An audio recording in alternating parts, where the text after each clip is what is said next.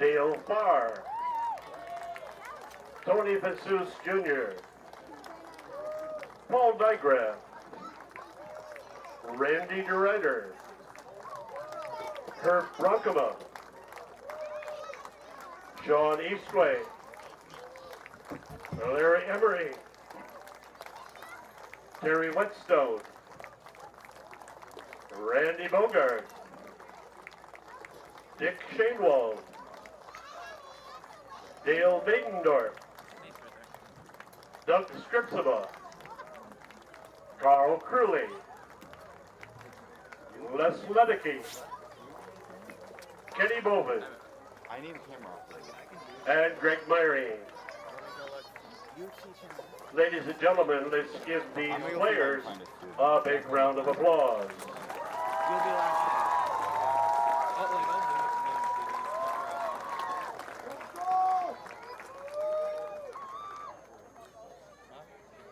We have two cheerleaders of that team, I've been notified, Joanne Gilby and Carol Bruni. This team was coached by Mr. Bob Brown, and the assistant coach was Jim Resigno. The manager of the team was Steve Ellenbaugh. Now the assistant coach of the 1971 team, Jim Resigno, will go to the center of the field and for the flip of the coin before the ball game.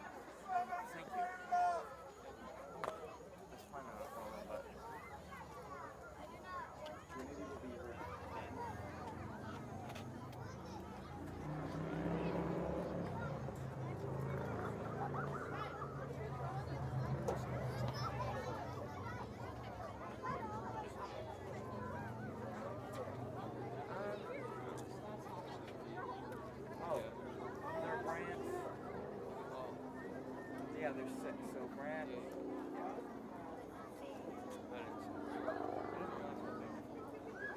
JV's also up there. Because remember Norman's house? What? 90%.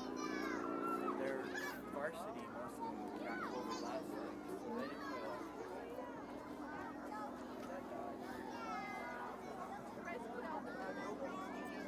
It appears that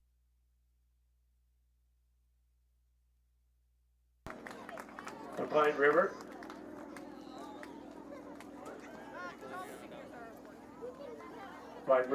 will defend the east end of the field. Nick Bain will defend the west end.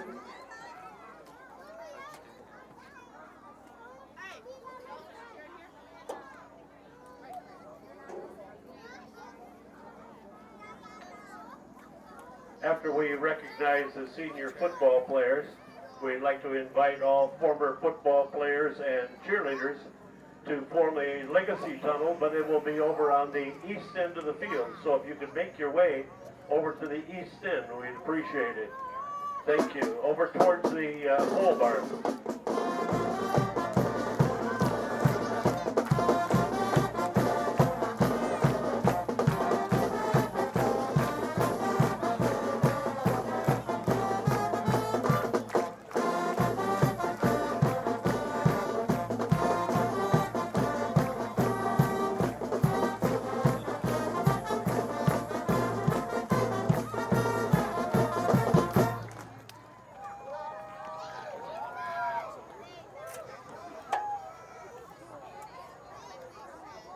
We now would like to recognize the seniors that are a part of our program. First of all, our Morgan Isinger. Morgan is the cheerleader and the daughter of Jason and Shelby Isinger and Jamie and Mark Johnson. The thing that will be missed most about cheerleading is helping lead the crowd to keep up the spirit.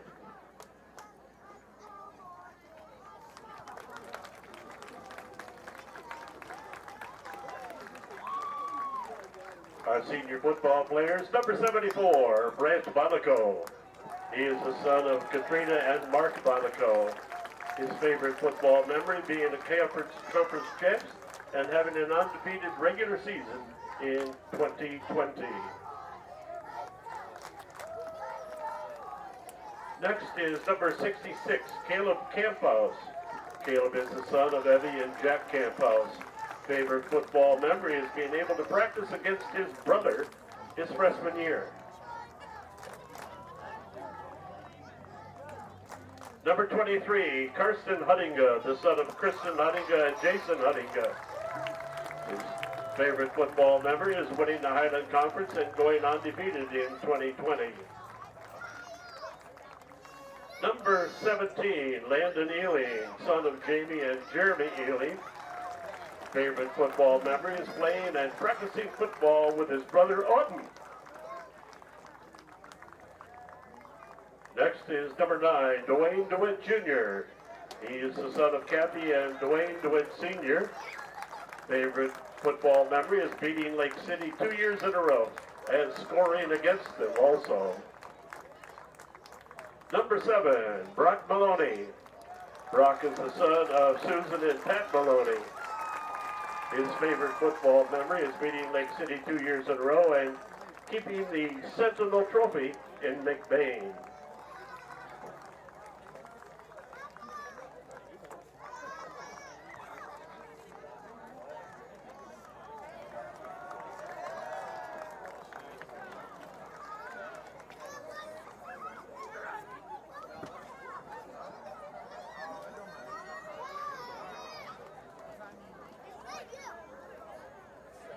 Ladies and gentlemen, let's give these players, their parents, a big hand for all the time and dedication, transportation, and late dinner.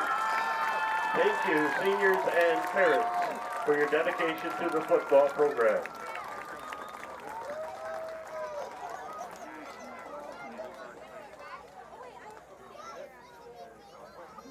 A reminder that there is a raffle.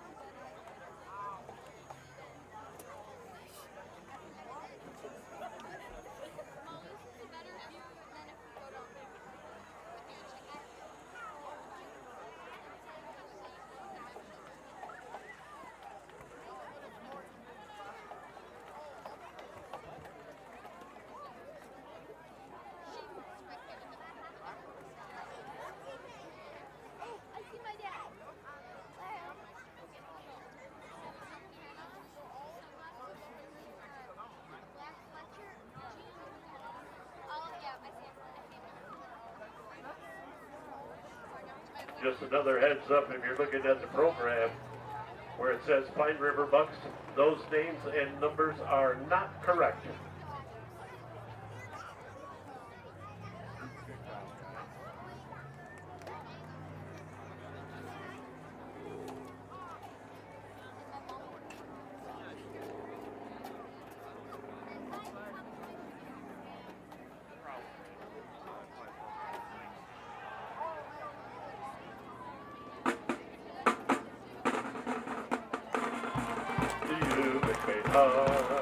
To the green and the gold, McBain high. We bid you to stand as the best in the land, for we know you can stand McBain high. Rock, rock, so deck down the floor, McBain high, and pile up the score, McBain high. Our people of up and fight, we're counting on you tonight. Loyal to you, McBain high. One more time. Loyal to you, McBain high, to the green and the gold, McBain high.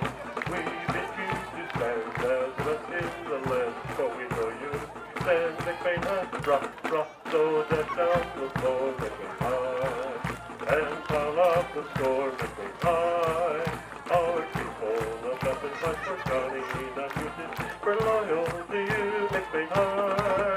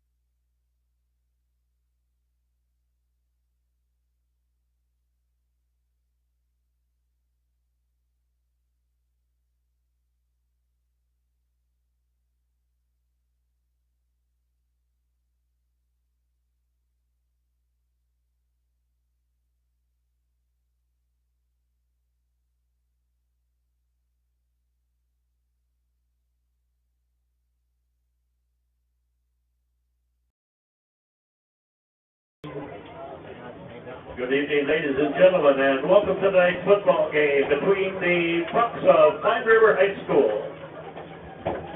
and the Ramblers of McBain High School. Will you please stand and sing with the McBain High School Marching Band our national anthem?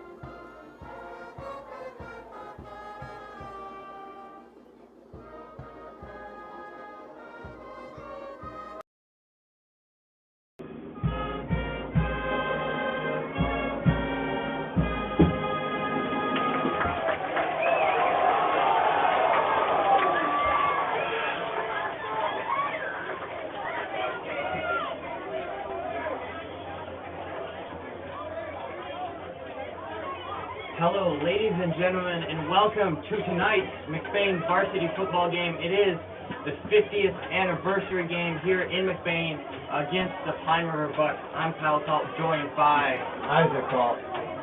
Isaac, 2 weeks back-to-back we've had you here. How does it feel to be back at home? I've been ready. I was a little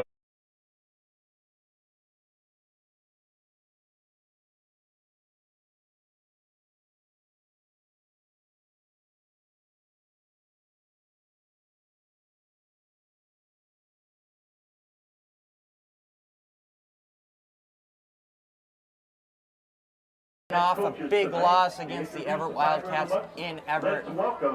McBain 0-2 against Everett in the last two occasions. That's tough to go on. Hopefully in the next matchup they can regain their confidence. But Pine River 1-5, not had a great season. Coming off last week, did not play due to concerns. So it ended up being a 2-0 loss to Beale City. And so McBain started the season out 0-2, went on a 3-game win streak, scoring lots of points against Roscommon, Houghton Lake, and the bitter rivals Lake City. What do you think is going to happen here tonight, Isaac? I think McBain bounces back in a big way. Kick is short from McBain. Covered by the Pine River Bucks at their own 48-yard line. Pine River will take over. So we'll see the Pine River offense on the field for the first time tonight. And Kyle, we're going to see how Pine River bounces back with not playing last week. So it's like been 2 weeks since they've played last. McBain knows all too well what happens when you don't play back-to-back weeks. Last season, going into the playoffs, didn't play their final 2 weeks, got blown out here at home against Everett in the playoffs last year. We'll see what the Pine River offense has here tonight, led by number 11 quarterback Cash Wheeler. Wheeler will keep it himself, breaks Ealing's tackle, still on the move. He's fighting for extra yards. He'll be brought down by, I believe it'll be credited to number 6, Calvin McGillis. And Kyle, we saw Pine River just come out in empty backfield, just the quarterback in the shotgun formation with 5 receivers. So are we going to see more Pine River passing tonight, or are we going to just see the QB draws with Cash Wheeler?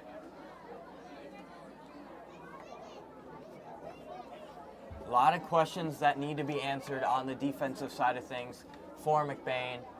One new change is number 3, Braylon Pace is in at safety for McBain, something we haven't seen since last season.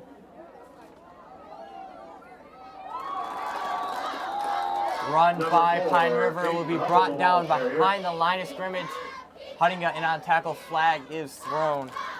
That's just going to be a high tackle. And that's tough. Cutting a bigger guy in terms of stature, and he's got to get low to make that tackle. Didn't quite get low enough. Personal foul against the Rattlers.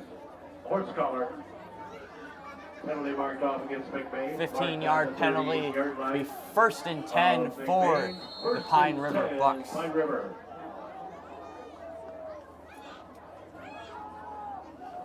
Another new addition to this defense, number 34, Ben Rodenbaugh. Don't often see him on the defensive side of things. Mostly plays quarterback in the bigger games.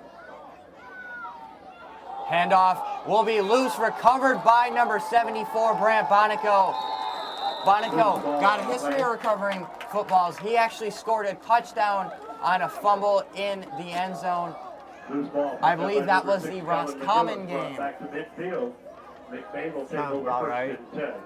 But I wonder if it rained earlier today, if that's going to play a factor into the grass still being a little wet and the ball, it's on the ground, so it's got to have probably some part of the football being wet. There was just miscommunication between Wheeler and the running back there.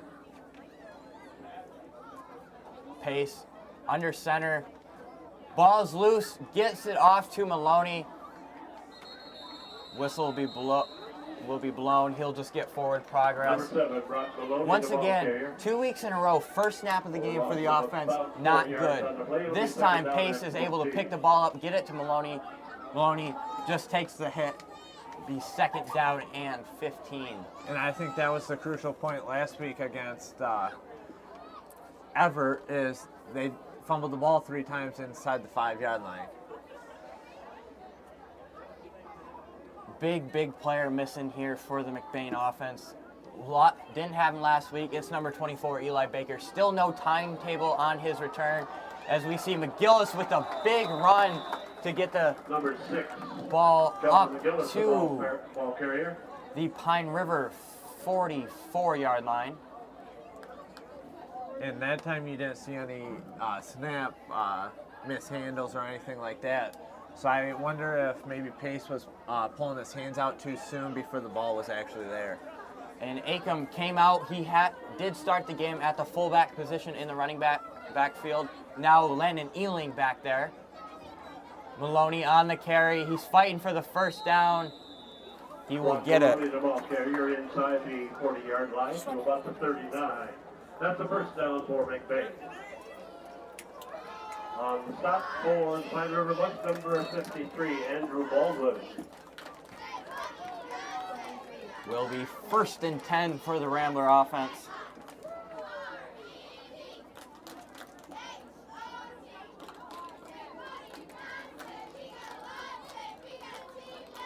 McGillis with another carry. Pine River was ready for that one. Number 6, Calvin McGillis, the ball carrier. Caught in the Great backfield. read by the defensive line of the Bucks. Get in the backfield early, bring McGillis down before he's able to make something out of nothing. And that play, number 77 for Pine River, just beat the offensive line for McBain.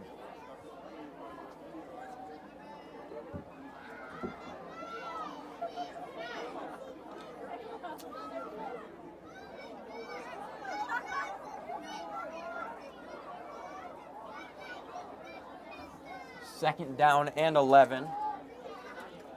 Pace hands it off to Maloney. Number 7, Brock He'll Maloney, the ball be brought carrier. down after a gain of About about 30, 7. 35-yard line. It'll be 3rd down and 7. On the stop, number 44, Devin McQueen. Devin McQueen in on the stop there for the Buck defense. I'd watch for McBain to try and pass it here. You've ran it the whole drive so far. I wouldn't be shocked to see Huntinga or DeWitt act like they're blocking and go out for a pass. Hunting and DeWitt, both in at tight end, both very capable of catching a pass. They'll go misdirection, handoff to McGillis. He's still on his feet. Number 6, Calvin McGillis, the ball carrier.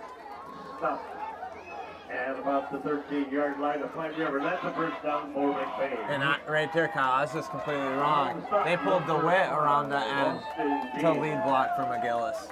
And something we saw last week a lot, McGillis with the big runs.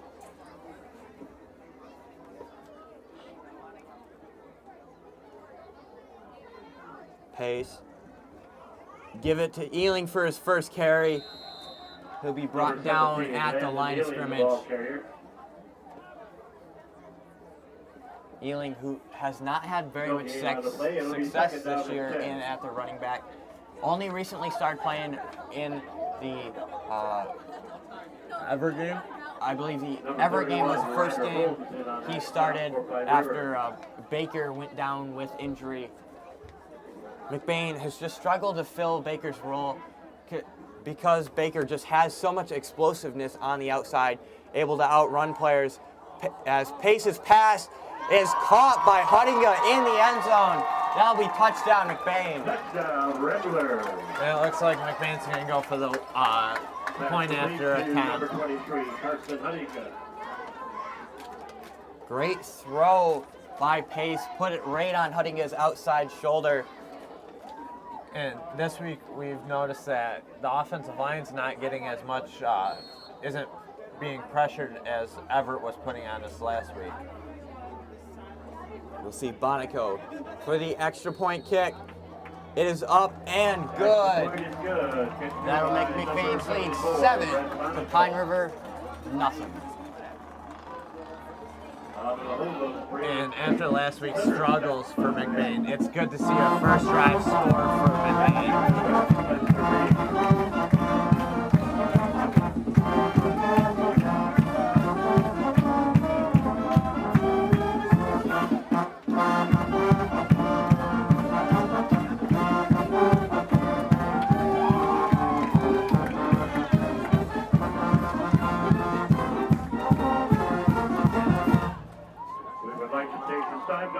cheerleaders. But thanks to the cheer clinic girls and the alumni cheerleaders for leading the crowd in support of our football team. Our high school cheerleaders are Morgan Eisinga, Charlie Nolan, Haley Granat, Brooke Beneva, Keegan Christie. Both teams back out on the field for kickoff. It'll be Bonico, known for kicking it short. Will he go deep this time? Yes, he will. Ball will go out of bounds at the 6-yard line. and that was all airtime. Did not touch the ball, touch the ground until it hit out of bounds. And I think that's the first time I've seen Bonico kick it that deep. But when you get the teams putting more than 5 dudes on the 50-yard line, you might as well try and kick it deep to see if you can stop them inside their own 30. Pine River, their offense will be back out on the field after they fumbled on their previous drive. That drive didn't start out terribly. Wheeler had some good runs. They were moving the chains, but that costly turnover allowed McBain to score. As we'll see Wheeler with the quarterback keeper. And that's the first time we've seen Pine River with motion. And I don't know if it's a play call by Coach Pace or not, but Huttinga went in on a blitz as the defensive end kind of linebacker, and he was the first one to make contact with Wheeler.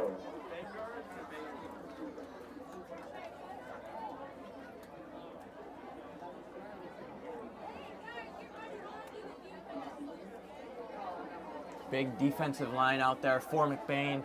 You've got Camphouse, you've got Ingraham, and you've got Bonico on the edge. Holmes on the carry for the Bucks. Hey, Kyle. Did somebody complain that the video's not fine, right? On the stop, number 6, Kelvin McGillis.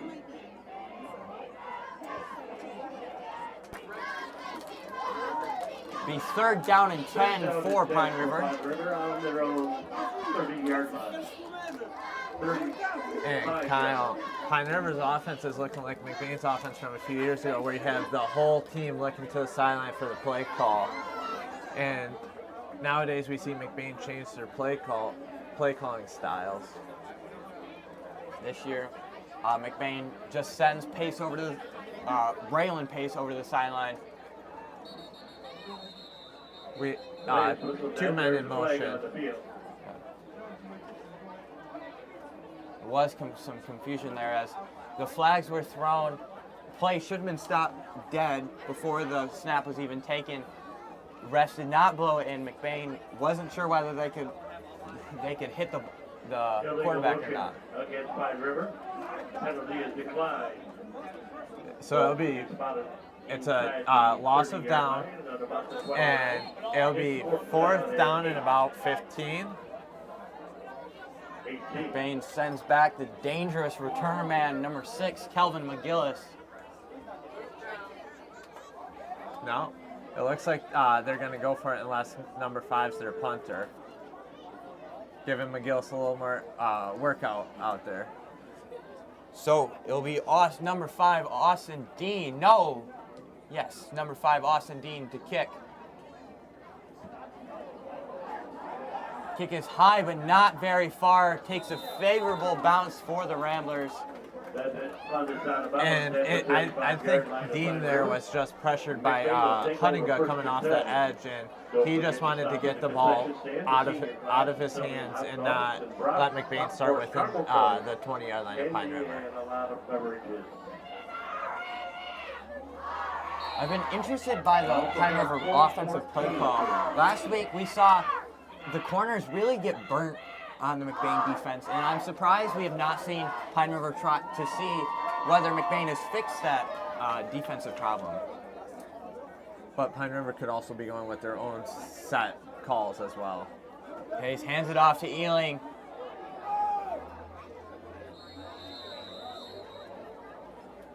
Number 17, Landon Ely, the ball carrier. Stopped at the 32-yard line. Gain of 4 on the play. Second down and 6. Because Kyle, every coach comes in with their game plan that they want to run against the other team, and Pine River probably had set plays that, hey, this worked previous against McBain. Let's go back to this. Second down and 5 for the Ramblers. Ball's loose again. Loose ball on the play.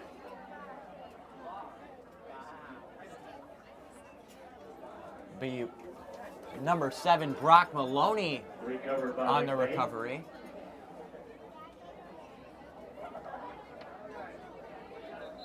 Flag is There's a thrown. flag on the field.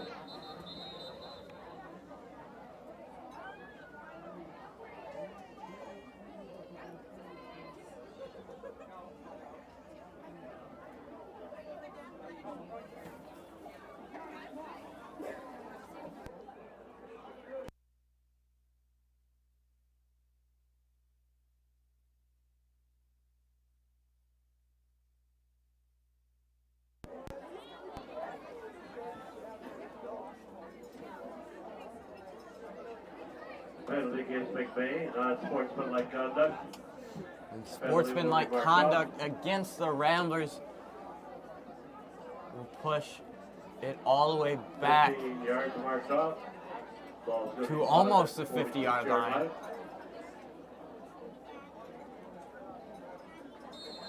It'll be Third down and 22. third down and 22 from the McBain, from the Pine River 48-yard line. Ealing in motion. Pace rolling to his right, looking to go deep. Intended for Huddiga, ball a little bit overthrown. Incomplete pass. It'll be fourth down. Fourth down at 22 And we'll for see if McBain. it's a long distance to the first down marker, so I'd assume McBain's going to punt it. But McBain might have saw something that might get him more than just the first down here. But the gut reaction is they're going to punt it.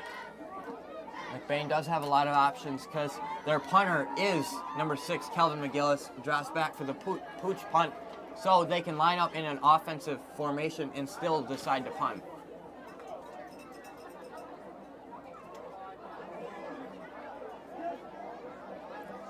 Appears McBain may go for it. And last week we saw McGillis across the middle. McBain is going for it. Pace rolling to his right, looking to go. Over the middle, intercepted by number 12, Kyle Root. And that one was just overthrown McGillis. Pass intercepted by number 12, Kyle Root. For the Bucks. So the Pine River Bucks will take over first and 10 on their own 41-yard line. First and 10 for Pine River. Basically, that was just a really bad punt for McBain.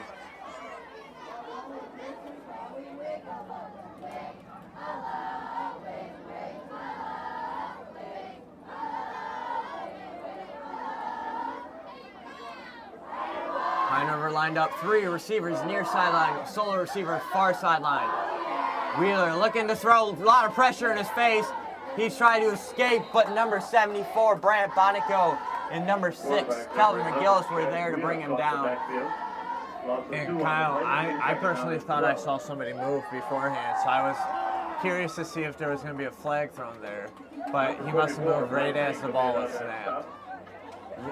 Offensive line of Pine River really struggling with this defensive line of McBain. Bonico, Ingraham, and Camphouse have really been able to get in the backfield and cause Wheeler some troubles. Well, the 4 guys you just said, they're very strong individuals, and they can push offensive linemen around no matter their size. Not to mention we have not seen number 73, Big Mac Bonico in on the defensive line yet. Wheeler will keep it himself. Low read option. He looks to hurdle.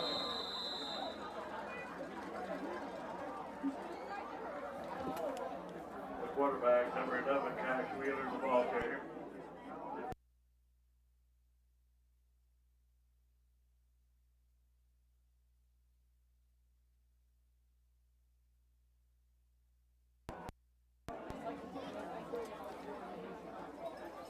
And this is a well timeout called by Coach Maloney. There's 1:47 left in the first quarter. You're up 7-0, and it's Pine River's ball on third down. You can't take the timeouts with you, so you might as well use one in the first quarter to settle your defense down and make sure we're all on the same page. And Maloney, known to be very smart when it comes to time management, uses his timeouts well. We see Coach Pace walking back to the sideline after a discussion with the officials. And I think we saw it well last week against Everett with Coach Maloney using the timeouts. It gave him enough time at the end of the half to try and put together a drive to go score. Unfortunately, last week they didn't score, but this week can be something completely different. Pine River sticking with the same formation, trips receivers near sideline, solo receiver far sideline. Wheeler, one running back in the backfield. Wheeler looking to throw across the middle, deflected down by number 2, Isaac Boss. And the back official here threw a flag late. Great defensive coverage there from Boss, who last week struggled against the wide receivers of Everett. It's going to be holding on Pine River is what the official sign he made. So it's going to be 10 yards from the spot of foul. So the ball's going to be placed back on Pine River's own 30. So it's going to be third and long. It's going to be third down and 21. Third down and 21 for the Pine River offense.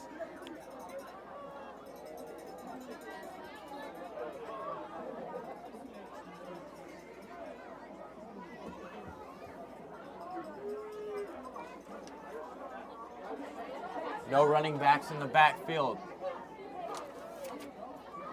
Man in motion.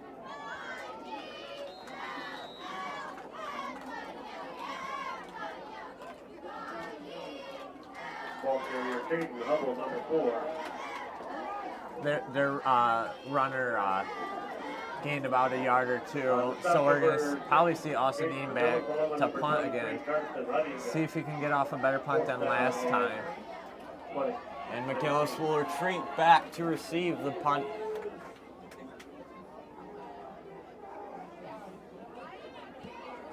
Punt is away, a lot lower, but did go farther. McGillis will choose to pick it up. Still on his feet.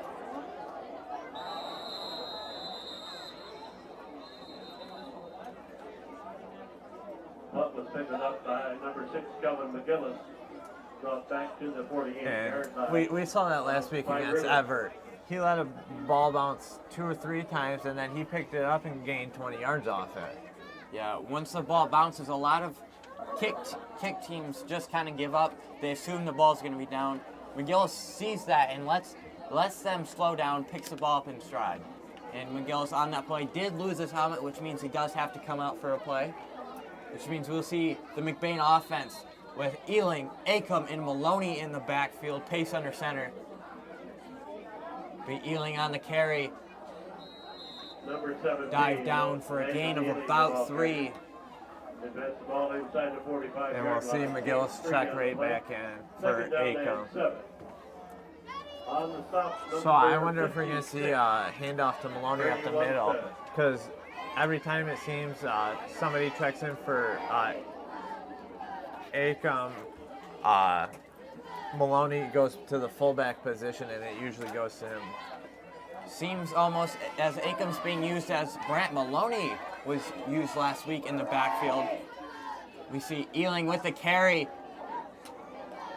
Brought down just shy of the first down marker. Flags thrown in late. 11 seconds left to go in the first quarter.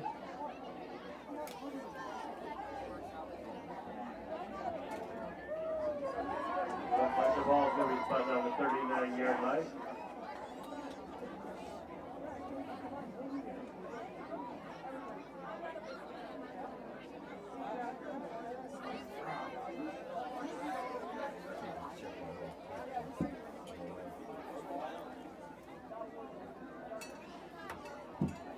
Officials still discussing what the call will be.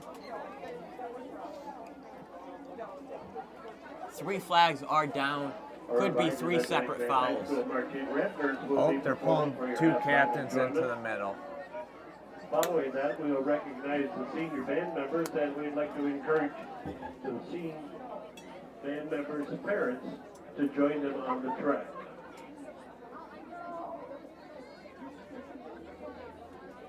That will follow. And I think they're pulling the 2 captains in to say, I think there's some talking going on between the teams.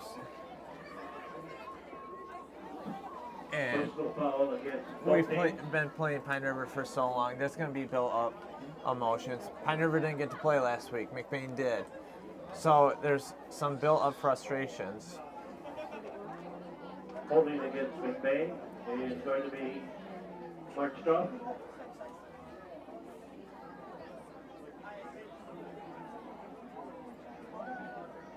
So they're going to march off both penalties, Personal foul and then it'll be McBain's ball. So I believe it might be.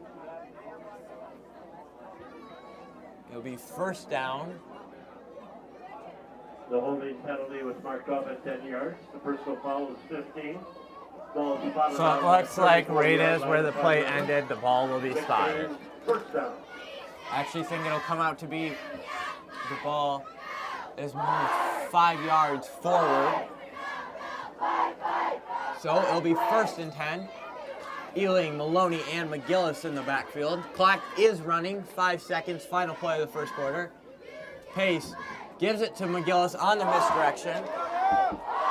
DeWitt, lead blocker, McGillis still on his feet, be brought down just shy of the Pine River 10-yard line. Pulled down from behind by number 12, Kyle Luke.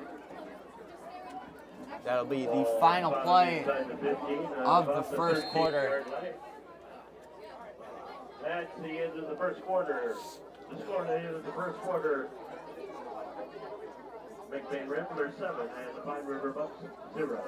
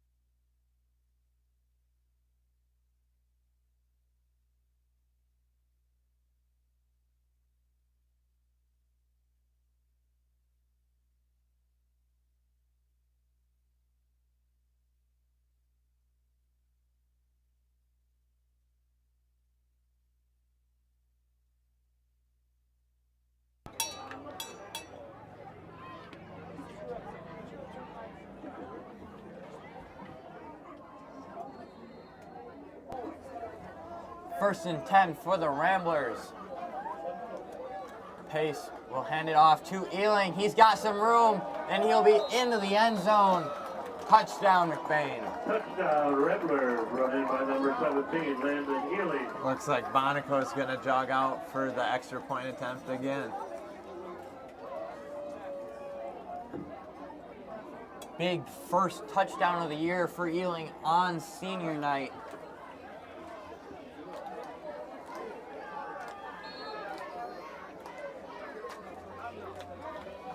Indeed, Bonico will look to kick the extra point. Pace to hold. Kick is up and good. Extra point is good. Kicked through by number 74, Brad Bonico. Out of the hold of number 3, Brandon Pace, and is long step by number 67, Spencer Reed.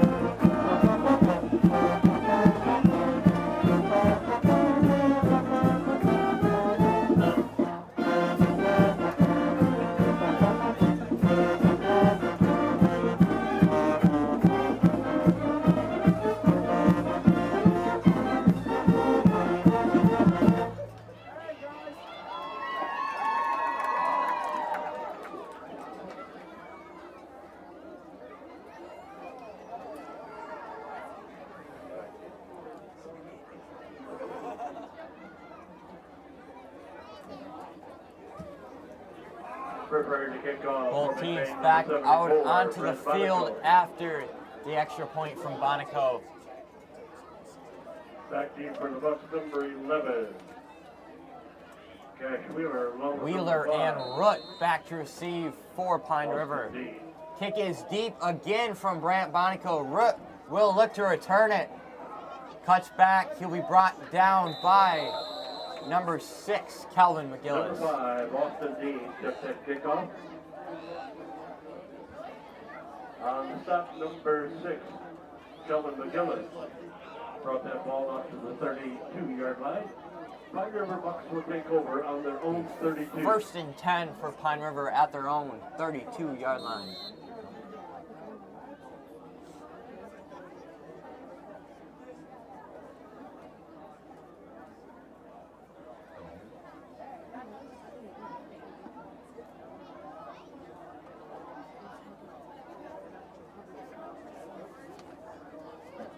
Two sets of receivers on the field.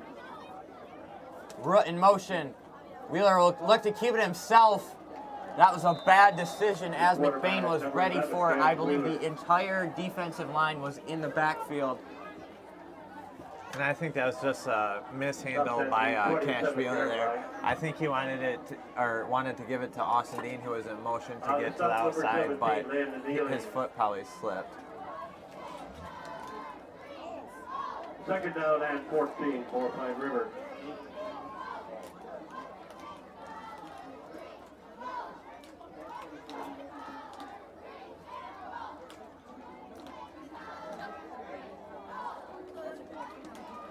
Dean in motion.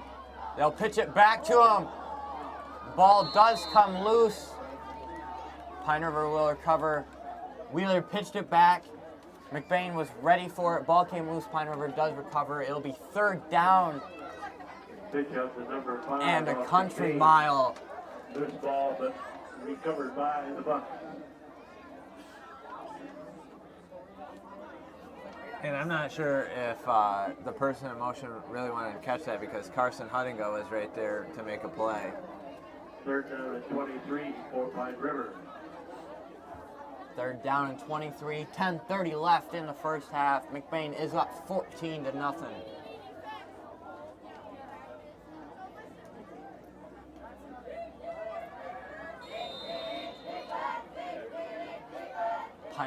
Welcome back.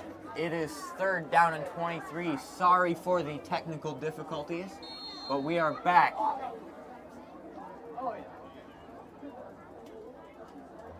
Wheeler looks to run it himself. He'll be brought down by McGillis. Quarterback number 11, Cash Wheeler, the ball carrier. Stopped at the 21-yard line. And so far, the McBain defense is showing out from kind of disappointing last week against Everett, who seemed to just run all over the field against Fourth down the and defense, 21 for Pine River. to 3 straight punts by the Pine River offense. Number 6, Kelvin McGillis on the stop for McBain. McGillis, who just got that tackle, will be back to receive the punt from number 5, Austin Dean. The kick is blocked by Brant Bonico.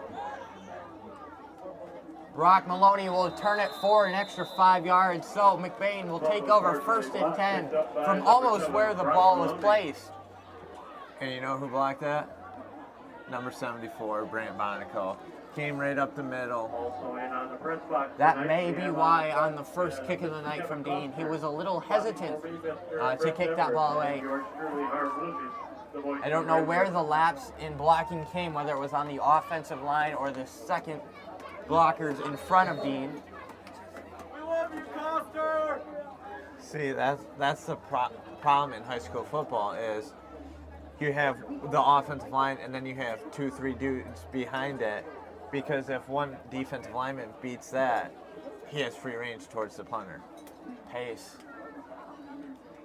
Look, keep it himself. He's looking to throw.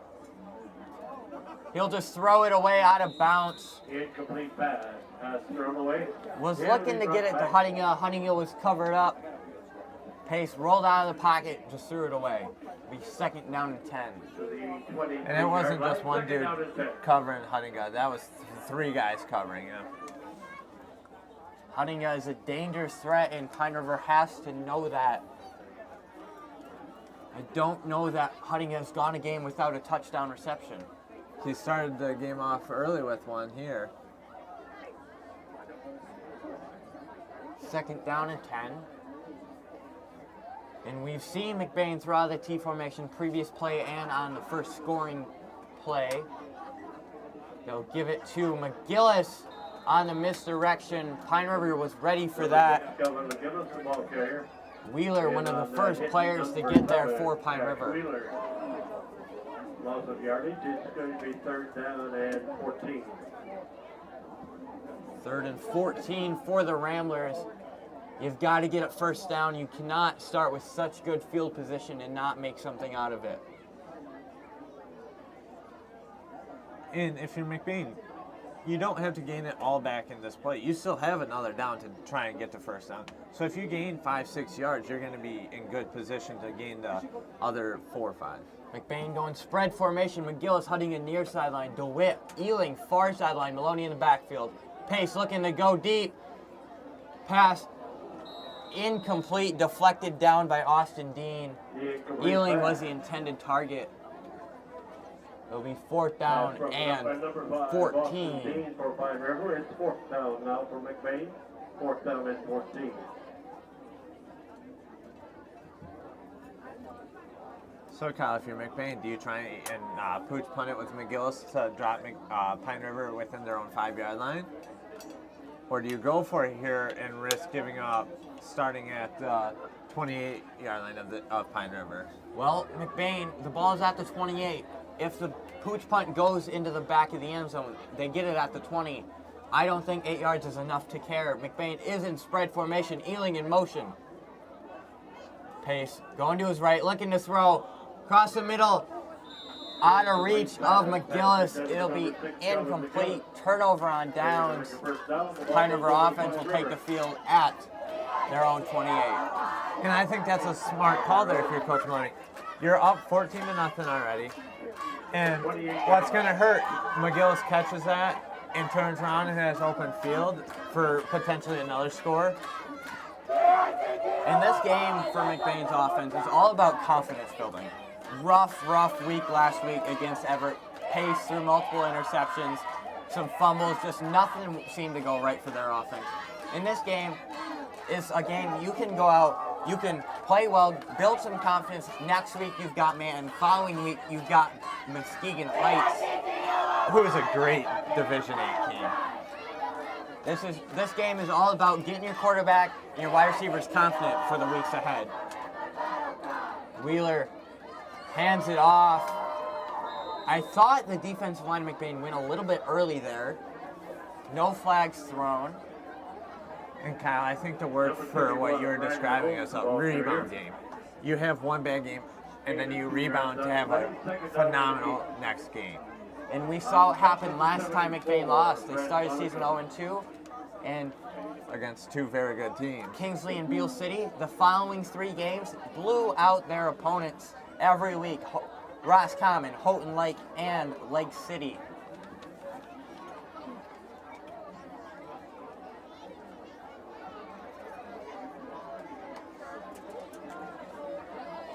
H-back in the backfield for McBain. For Pine River. Wheeler keeping it himself.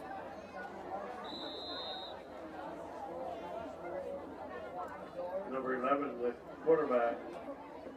Cash Wheeler, the ball carrier. It's interesting the way Cash Wheeler chooses to carry the ball. It almost looks like he's holding his mouth guard in his offhand. I think that's just something the Pine River coaches teach.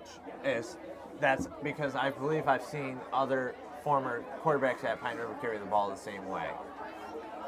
That's just a dangerous game to play when you've got players like Brant Bonico who will punch that ball right out of your hands. One of those big arms coming across. And we've got some big arms out there. Bonico, Ingraham, Camphouse. And on the D-line, Abbott now in on defense. Pass deflected by McGillis. It may have been a first down saving deflection pass broken I don't up think by that was just the number first 6, down. I think that would have Sheldon been in more. McMillan. 4th down now. So I don't know if the defensive back was right there to make the tackle. I think McGill's arm might have grew a couple inches there to reach out and tap that ball down. And as I said, Abbott in at the linebacker spot. It is 4th and 7. Punt is away, blocked again. Pace returning. That punt was taken by number 3, Braylon Pate. Stopped near the 40. And I think everybody just wants in on the punt where the return Redbirds will action. take over 1st and 10. Isaac, honestly, from this point on, can Pine River continue to punt? McBain has shown time and time again that they can get pressure. What do you do? Do you... I wouldn't be. I believe Austin Dean used to be a quarterback, maybe on the JV. I believe Austin Dean has played quarterback once in his lifetime. I wouldn't be shocked to see him pull out the fake punt and pass it to one of their guys.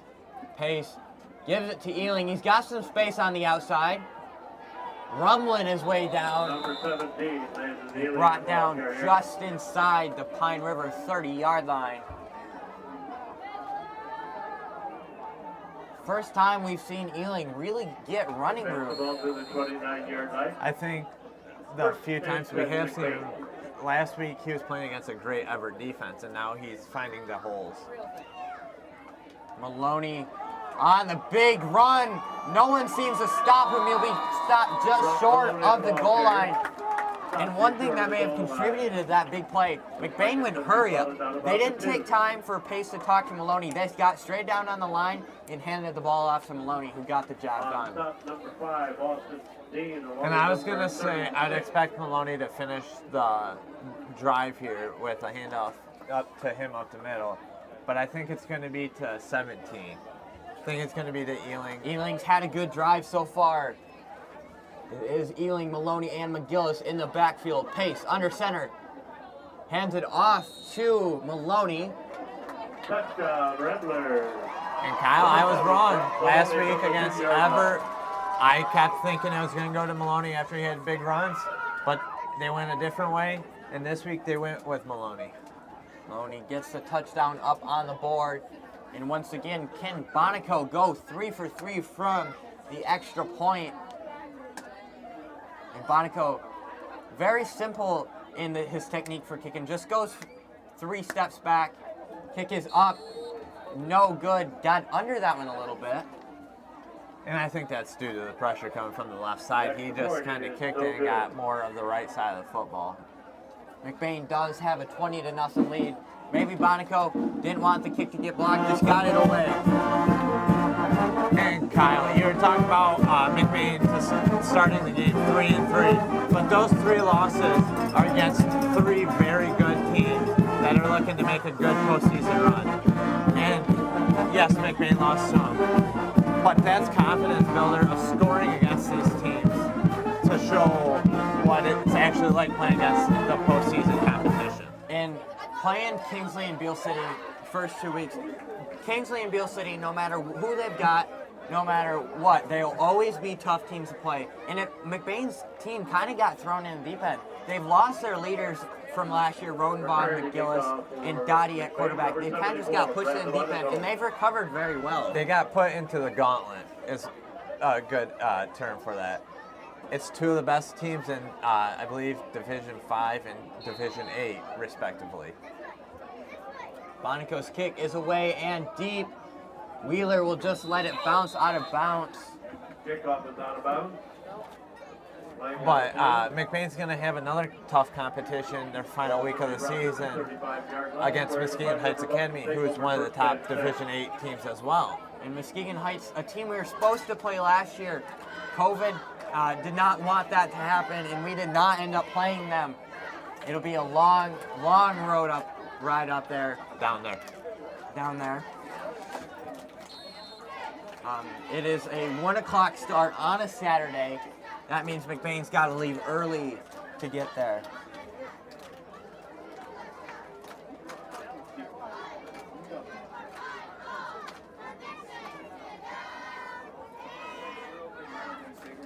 First and 10 for Pine River.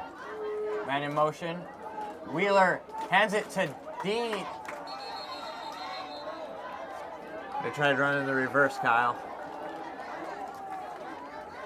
And someone go check to see whether Ryan Pace has McBain's Pine River's offense playbook in his hands, because the defense has been all over them tonight. They've got very little to go in the motion and out of the backfield. And Kyle, it's not that.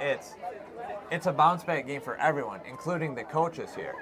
So they need a strong performance, and it's only going to start with the coaching.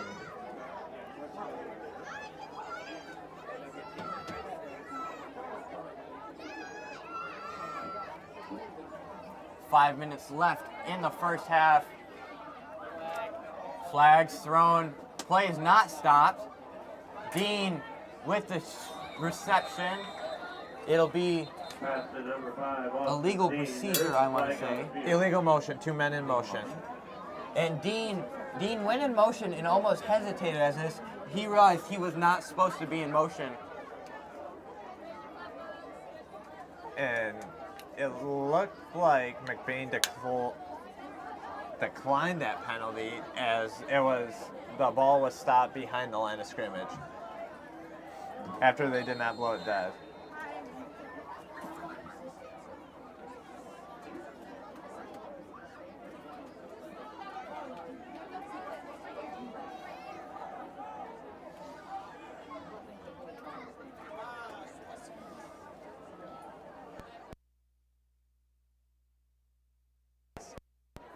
Caleb Vanna checks into the game for the Rambler defense. Wheeler looking to pass, pressure in his face. He's taking it himself. Skips past one defender, still on his feet. Brought down after a gain of about 4. And guess who was the one that stopped Wheeler's motion? Number 42. Caleb Vanna. Someone, we almost saw him get a touchdown run in the Roscommon game. I do not believe we've had an appearance from him since.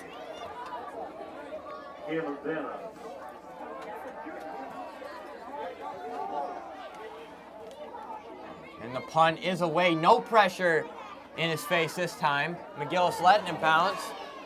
He's going to pick it up. Abbott, lead blocker. Number 6. And I don't think McGillis knew how far Austin Dean could punt the ball. The first 3 punts by Austin Dean have all been pressured by the front line of McBain. So this is that was the point where McGillis is like, he don't have to be as far back.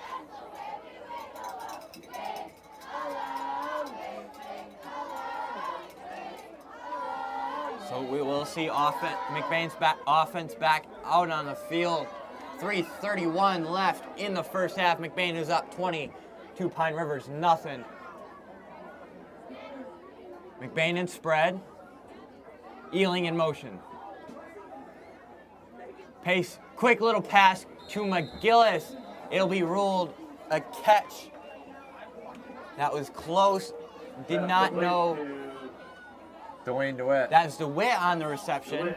9 and 6 look very similar. Second down and 7. Second down and 7 on the reception from number 9, Dwayne Pace, DeWitt. Quick little pass to McGillis. It'll be ruled a catch. And we saw this formation earlier, Kyle. It was the deep pass to Huttinga for the first touchdown. T formation, Huttinga out wide. Pace looking to go to Huttinga. Huttinga, a little stutter step pass, not quite to his liking, incomplete. It'll be 3rd down and 7. Pass to number 23, Carson Huttinga. 3rd down and 7. And on that, I think there was just some miscommunication there. I think Pace thought Huttinga was going to come more towards the sideline, and Huttinga was going to run more towards the hashes. That was great coverage by the defense of Pine River. Huttinga made a little stutter step about 5 yards in, and the defense just didn't fall for it. 3rd down and 7, T formation, Huttinga in at tight end. McGillis with the run. He's got the first down and some. He's still on his feet. Brought down at the Pine River 30-yard line. That'll be a 33-yard run for Calvin McGillis. And on that play, they pulled Dwayne DeWitt around, but we just saw McGillis' speed, and he outran DeWitt blocking for him. McGillis, great downhill runner. Chains barely get set as the ball is handed off to Ealing. He cuts it back. He's got some room. I believe that's Wheeler in on the tackle for Pine River. No, Chains keep on moving. The chain gang's getting their exercise. Someone get them a water. McBain has not let them take a break. 2:17 left in the first half. Clock is running.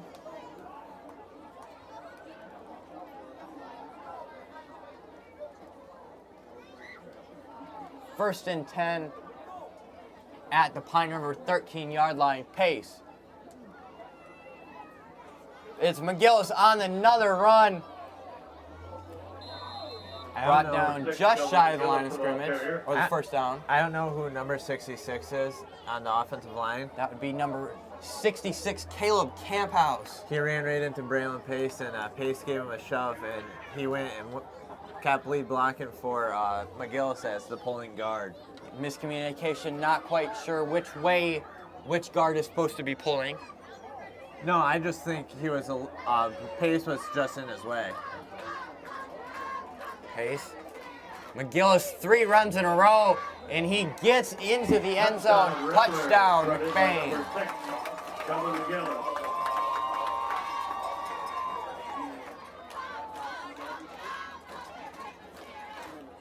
And Kyle, we were talking about Muskegon Heights, but we can't look past next week against Manton.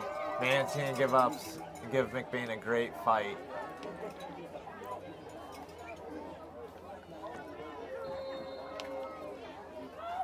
Bonico to kick the extra point.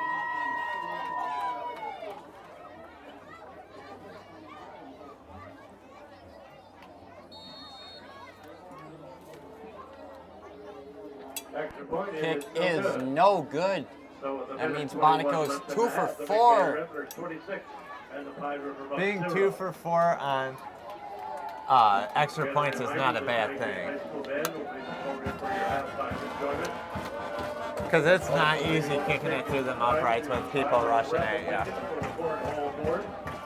They've been donated by the football program by the National Auto and Truck Park of Cadillac and Lake City. Tickets are $5 each, 3 for 10, 8 for 20, and stick your tickets in the middle of your fence. Pay for those tickets $25. Also take the opportunity to stop at the concession stand. Senior class is selling refreshments, popcorn, caramel corn, hot dogs, brats, pulled pork sandwiches, candy, and a variety of beverages. Both teams back out onto the field as Bonico prepares the kick.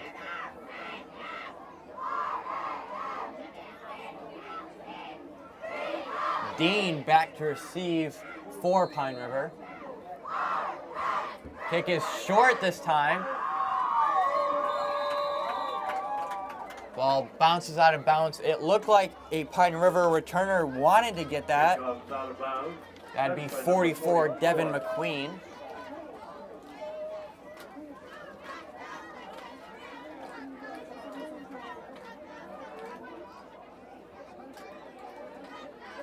Building a procedure is a preliminary signal from the official. Ball's going to be spotted out at 35. First and 10. First and 10 at Pine River's own 35-yard line. I think Pine River would have preferred to get the ball at the 40-yard line. Ball be marched yard and a half farther. Not sure on the ruling there from the officials.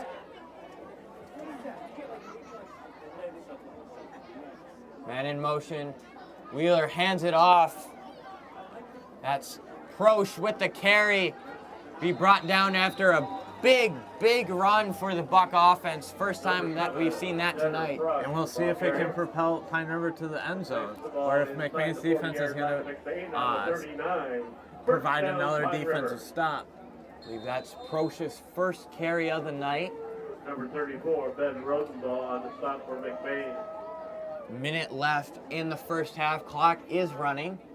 Pine River trying to get a score up before the halftime. Man in motion. Hand it off to Prosch again. He's tackled by a combination of number 1, Caleb Abbott, and number 6, Calvin McGillis. And I think Prosch is going to be the one to score the touchdown for Pine River if they do get in on the end zone here, due to the fact he's found the holes for the Pine River offense. 2nd down and 4, 30 seconds left. Wheeler's pass incomplete, which will stop the clock with 25 seconds left. Will be 3rd down and 4.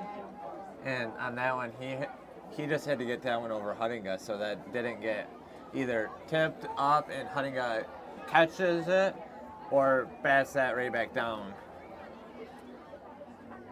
Pine Rivers does have 2 timeouts. Both teams have 2 timeouts. And the clock doesn't start until the ball is snapped, so Pine River can take all the play clock or most of it to get the play. Wheeler keeps it himself. He's just trying to get out of bounds. He'll be brought down. Quarterback, number 11. Guy Wheeler. Clock still running. Pine River will take a timeout. McBain's timeout. Go ahead. On the stop, number 7, Brock Maloney for McBain.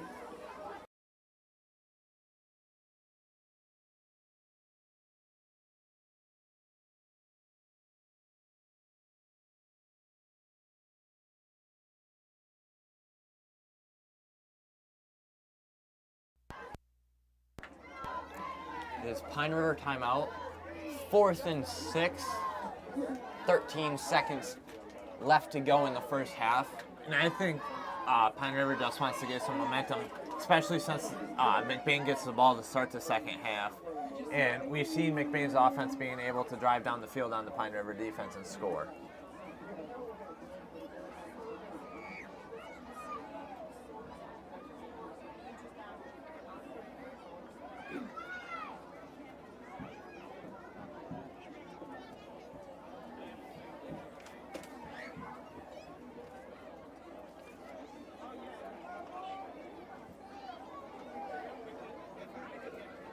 Both teams back on the field after the timeout.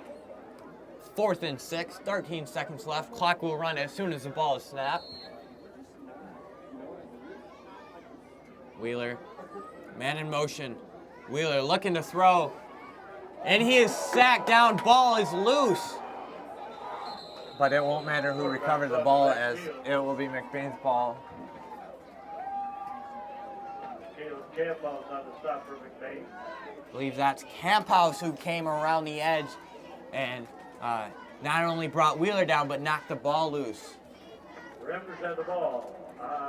Their own 40-yard 1st and 10 for McBain at their own 40. 6 seconds left. Watch for McBain to take a shot to number 23 or number 6 across the middle and break a few tackles. There almost is no harm in trying to put 6 more up, as it is very unlikely that even if the ball is intercepted, that Pine River will return it all the way for a touchdown.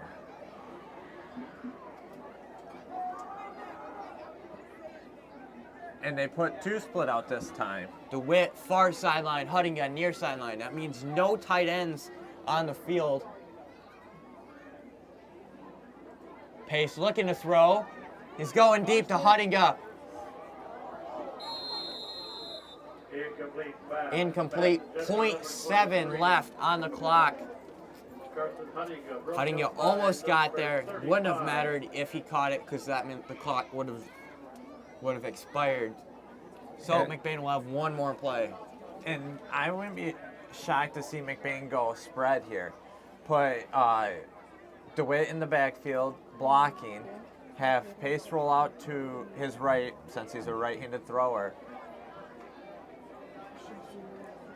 Pace going to the center, which means McBain is in T formation. DeWitt far sideline, Huttiga near sideline. 2nd down and 10, final play of the first half. It's a run from Maloney. He'll be brought down, and that will be the end of the first half. McBain will go into halftime with a 26-0 lead. Big difference from halftime last week against Everett. Got a reminder that the band will be performing for your halftime enjoyment. We'd also like to encourage the parents of following the band performance. We will salute the senior band members.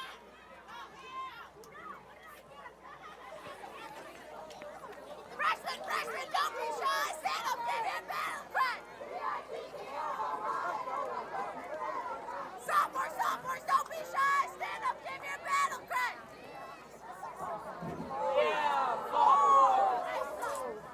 Juniors, don't be shy. Stand up, give your battle cry.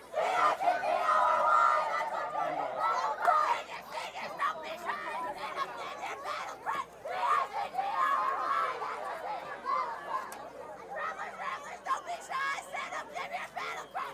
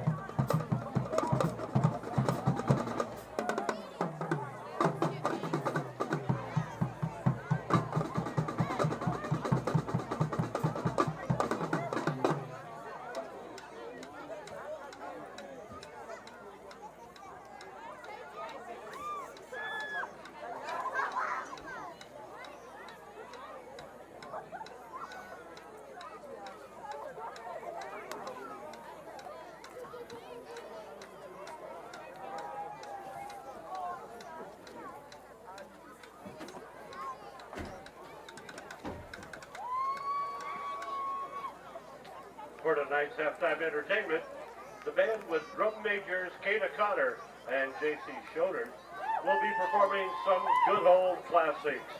I'm Still Standing, Don't Fear the Reaper, Sweet Child of Mine, and Danger Zone.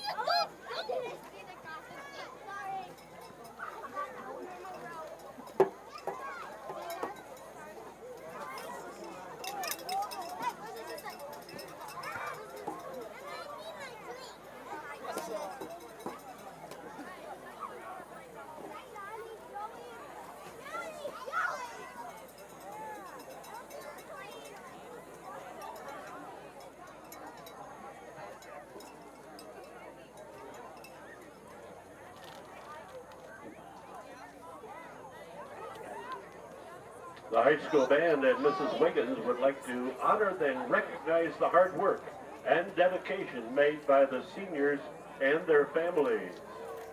Introducing the seniors, Grace Cogwell, with her mother Brenda Cogwell and stepdad Mark Howey. Drum major Kata Cotter and her parents Tim and Becky.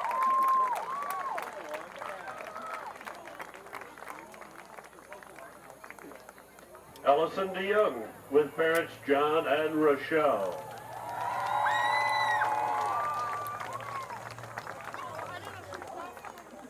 Morgan Isinger with mom Jamie and dad Jason, as well as her step-parents Shelby and Mark.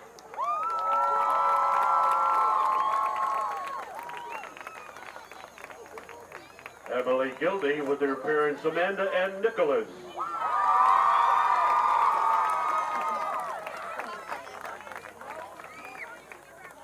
Brock Maloney with his parents Susan and Pat.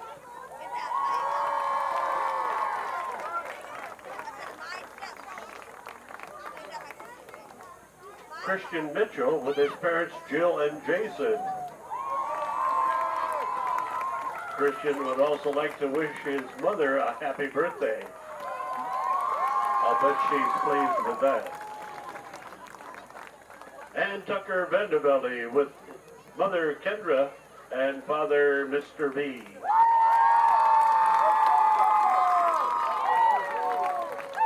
We understand and appreciate all the hours of practice, the rides to and from performances, and financial obligation that you have endured.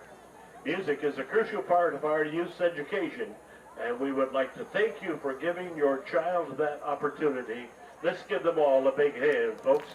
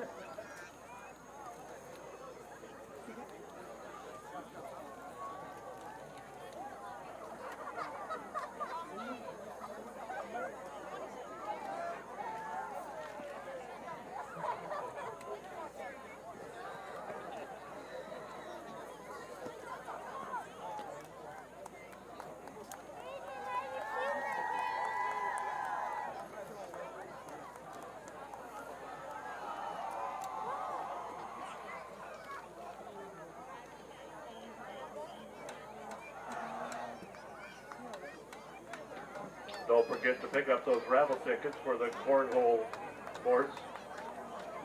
They've been donated by the Napa Auto and Truck Stores of Cadillac in Lake City.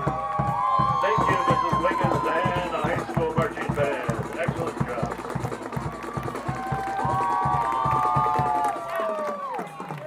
Get your tickets now. We'll be raffling them off between the third and fourth quarter.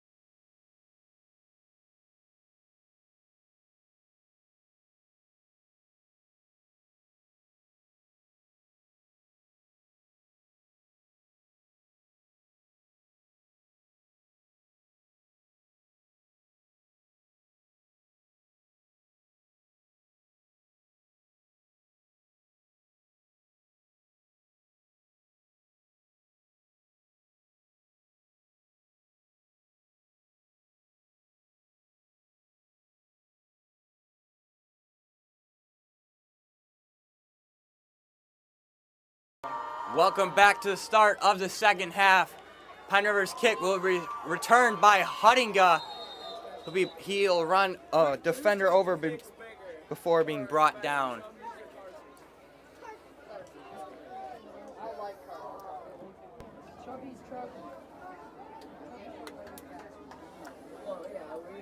We didn't have agreed on that, but he thinks that his truck's smaller than Jody's. I was like, no, it's not.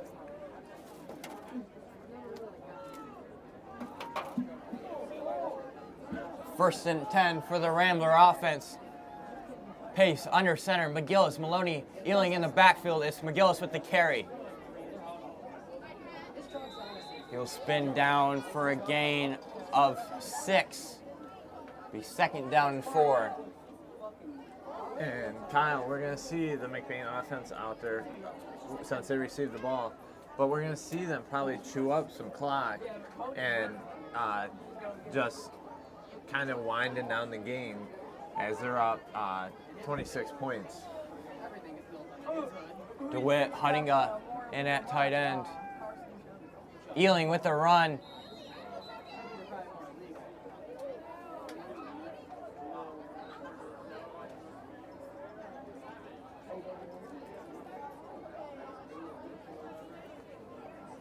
Third down and 3.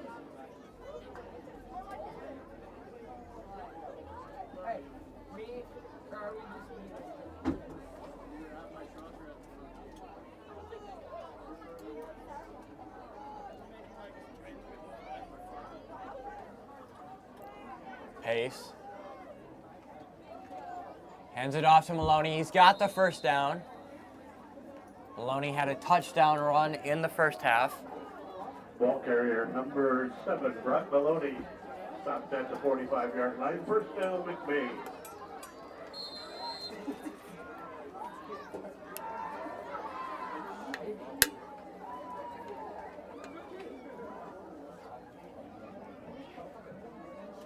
First and 10.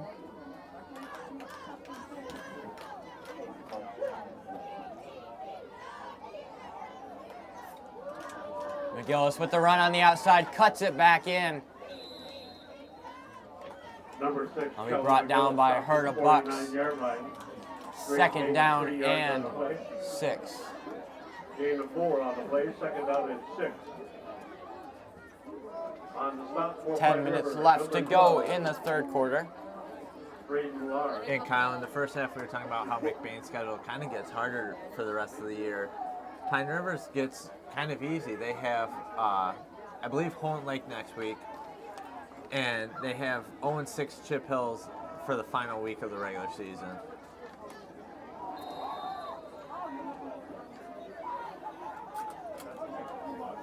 Number 17, Landon Ealing, the ball carrier. Ealing with the carry. The 48-yard line of Pine River. Third down and 3. On the stop, number 44.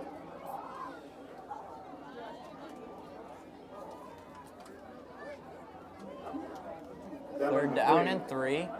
Ealing, Maloney, McGillis in the backfield. Huttinga, DeWitt in at tight end. Pace gives it to Maloney. He'll be marked just short of the first down. It'll be fourth down and 1. At the 46-yard line of Pine River. It's going to be fourth down and 1 for McBain.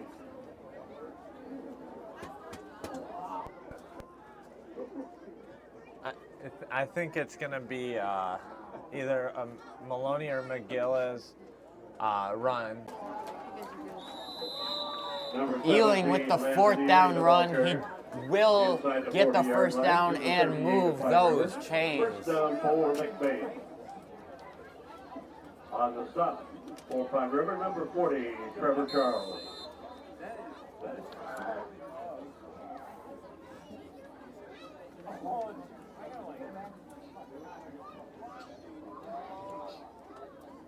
And Kyle, with that first down run by Ealing, it keeps the clock going, and it seems like Coach Maloney's in no hurry to get the play call given to Braylon at quarterback.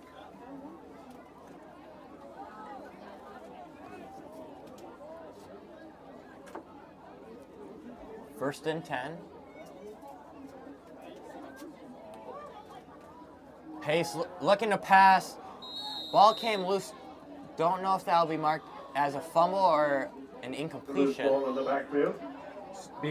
Since his throwing hand wasn't going forward, it's going to be considered a fumble. I wasn't Because sure if his throwing hand was going forward or not.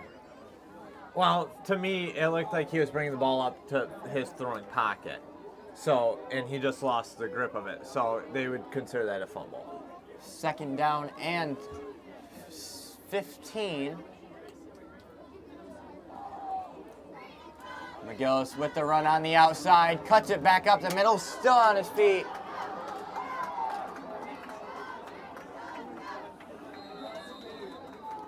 Number 6, Caden McGillis.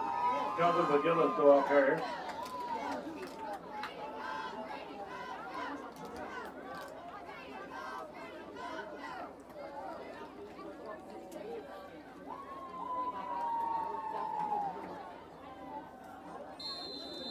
First down for the Ramblers. First and goal Will be on the 8-yard first line. and goal for the Rambler offense. On that last stop, number 31, Ryder Holmes for Pine River.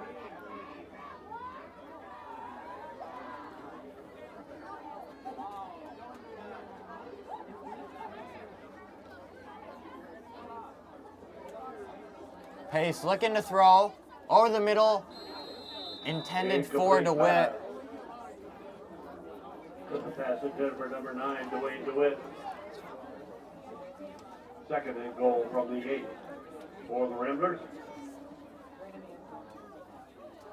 The second down and goal.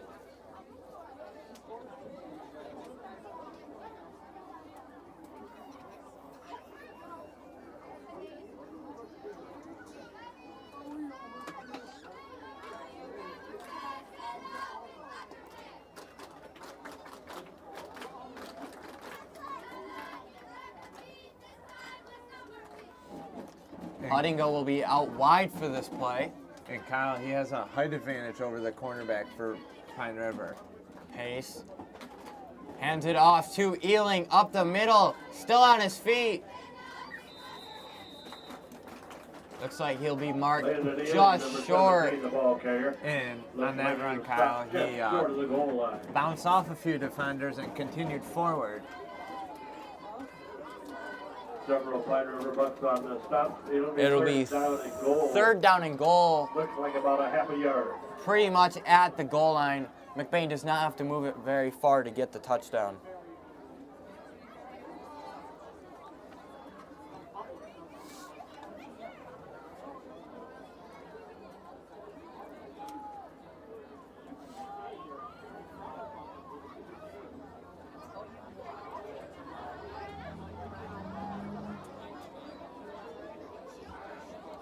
Pace will keep it himself. Looked like he may have gotten it, but he did get pushed back. So it's going to be fourth down and 1 on the 1.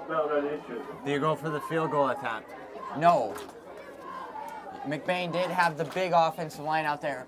You had Mac Bonico playing the right guard position, which may have led Pine River to believe it could have been a sneak or a run up the middle.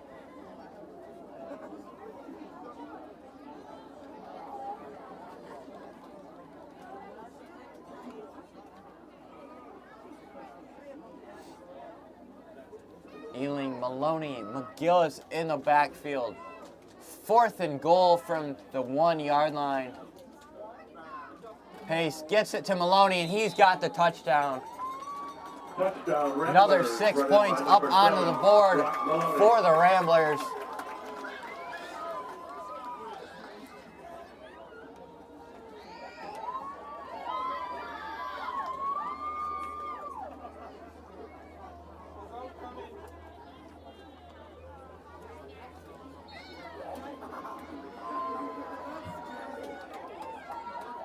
And it looks like McBain's going for 2 points.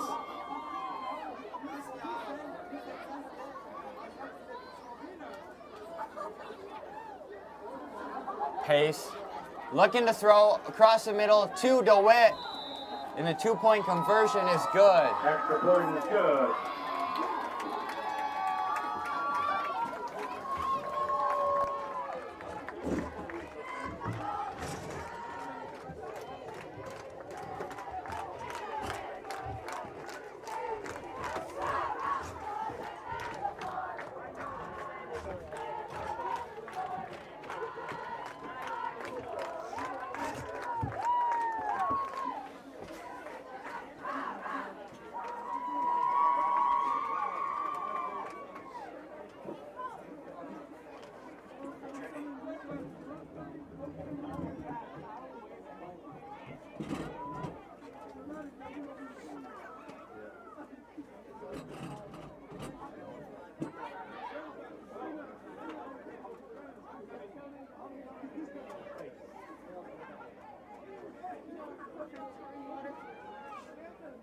Both teams prepared for the Ready to kick kickoff. for McBain, number 74, Brent Monaco. Grant Bonico to kick off for the Ramblers. Back to receive for the Pine River Bucks is number 5, Austin Dean, and number 11, Cash Wheeler. Bonico will just boot it out of bounds. Kickoff is out of bounds. The ball will be brought back to the. I don't know how many 35 times he's line, kicked where out of the bounds, Bucks will take but I over think first and 10. he's drawn more penalties on his kickoffs than he has playing offense and defense.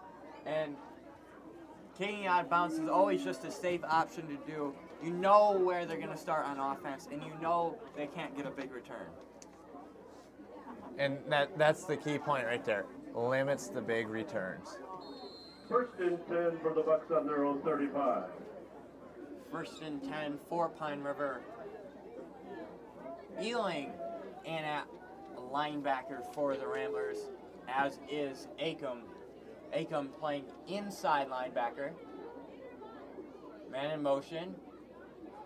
Wheeler keeps it himself. Still going. Acom chasing him down. Wheeler will just be pushed out of bounds by the ball carrier for the Bucks. Number 34, Ben Rodenball. For Pine River. Looks like that ball's going to be spotted That'll on the move the 44 chains yard for line the of Bucks. McBain. First and 10 Bucks.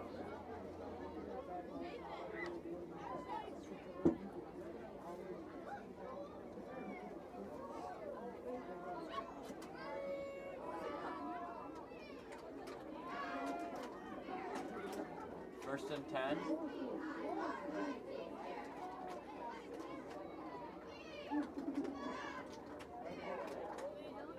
Wheeler keeps it himself. Be brought down in the backfield. The quarterback, number 11. That's number 74, Brant Bonico with the sack. Stopped back at the 49-yard line. And It'll be he second down seems to be and on 15. all assets of the field right now. On Kicking that extra stop, number points, 74, Brent kickoffs, Monaco. defense. Last week even was in that running back for the Ramblers. Last season, Brant Monaco was starting right guard. This year, he's focused elsewhere. And that's just the depth McBain has. You don't have to play him at offensive line if you don't need to. What a combo that was last year, though. Brant at right guard, Mack at right tackle. The quarterback, number 11, Cash Wheeler, the ball carrier. Wheeler on the carry. On the stop, number 6, Kelvin McGillis. Third down and 13. And there's an injury on the field.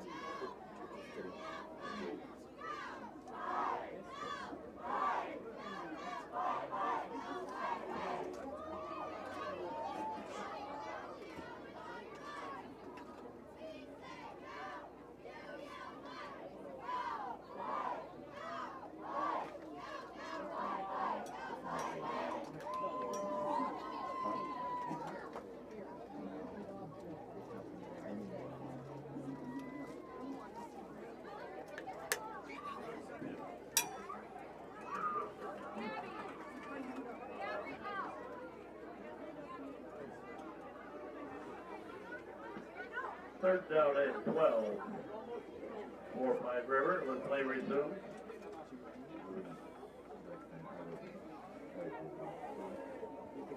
The injured player is up and off the field.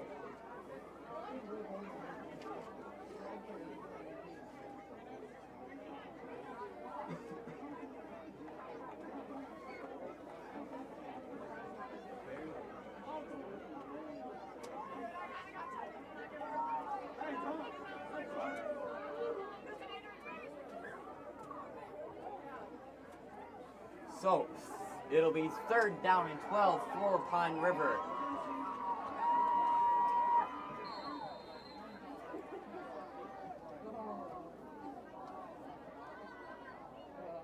Wheeler looking to throw across the middle, incomplete.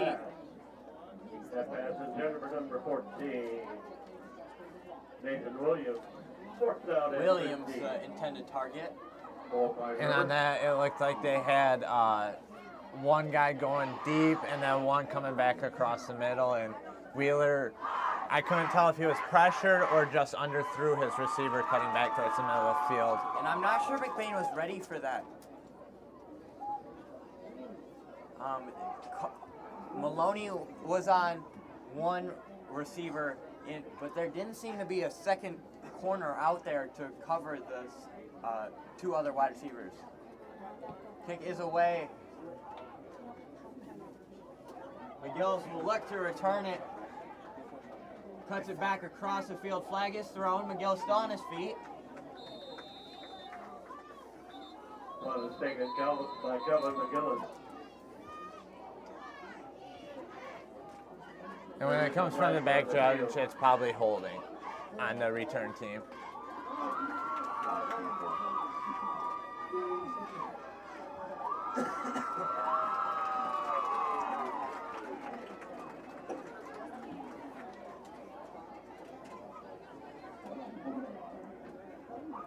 Taken from the official, it's holding against McBain. It is indeed holding against the Ramblers. Inside the 15-yard line. Looks like a 13-yard line. The Ramblers will take over the ball. 1st and 10 on their own 13. McBain takes over 1st and 10 at their own 13-yard line. And Braylon Pace is not in at quarterback. It is number 34, Ben Rodenbaugh. It looks like it's going to be the starting guy's night as done.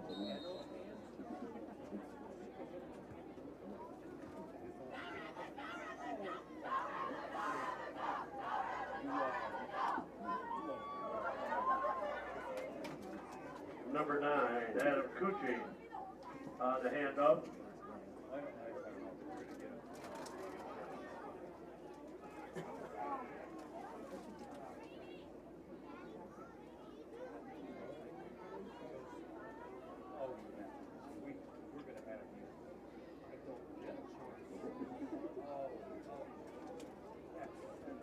So, JV quarterback, JV running back trio, and the varsity starting offensive line in the game.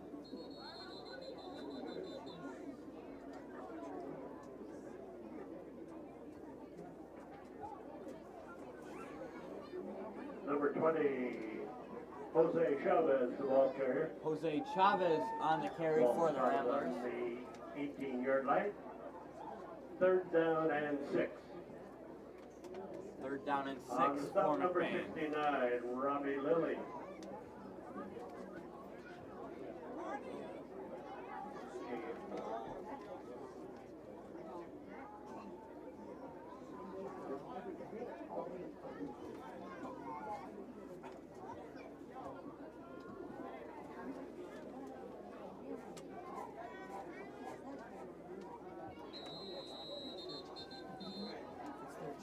Flag on the field.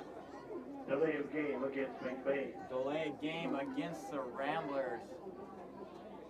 That'll move the ball back.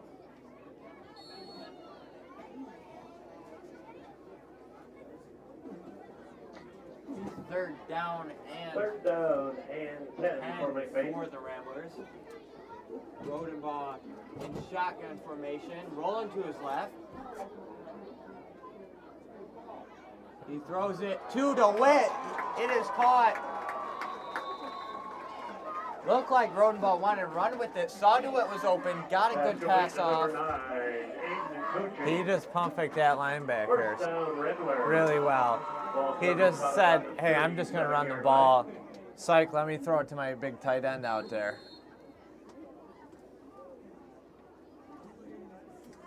Under a minute left to go in the 3rd quarter. McBain is up 34 to Pine River. Nothing. Number 9, Dwayne DeWitt.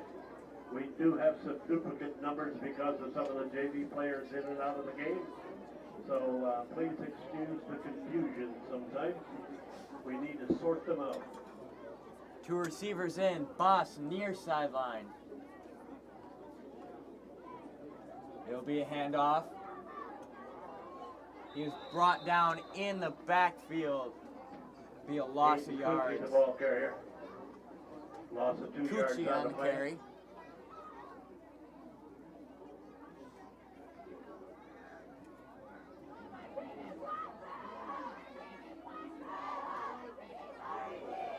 And it looks like Coach Maloney's going to be all set with taking this to the fourth quarter.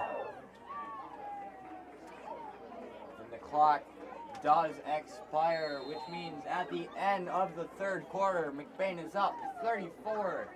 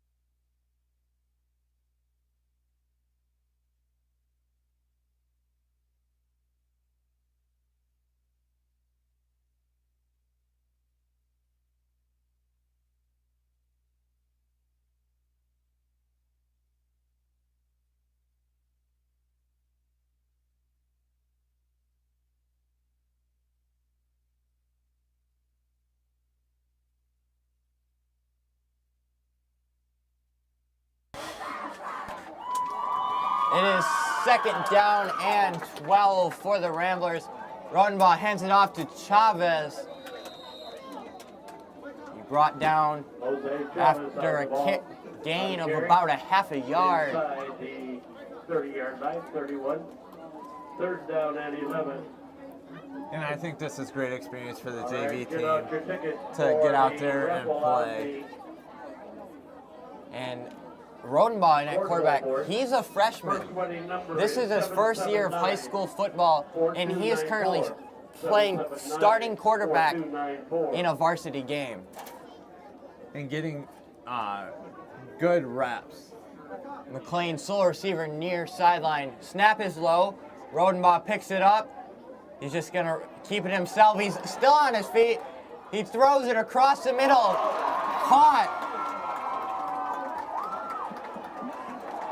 What a play by Ben Rodenbaugh.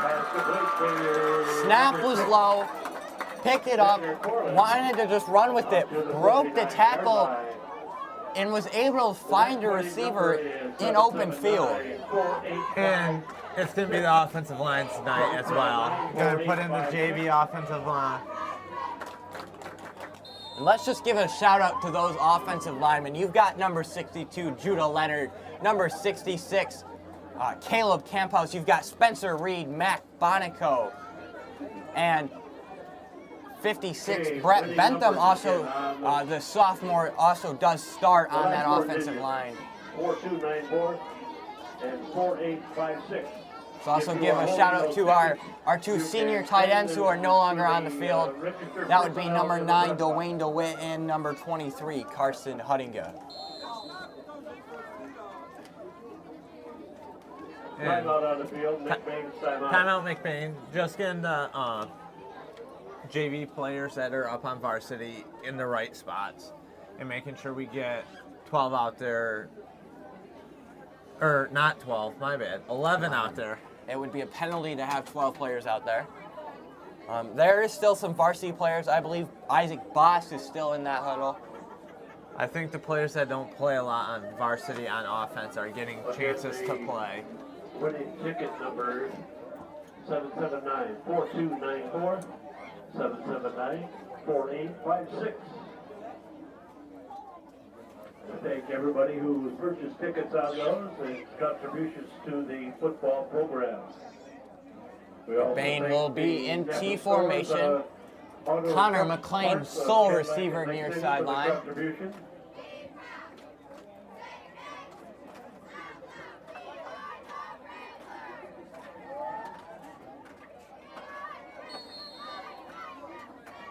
Rodenbaugh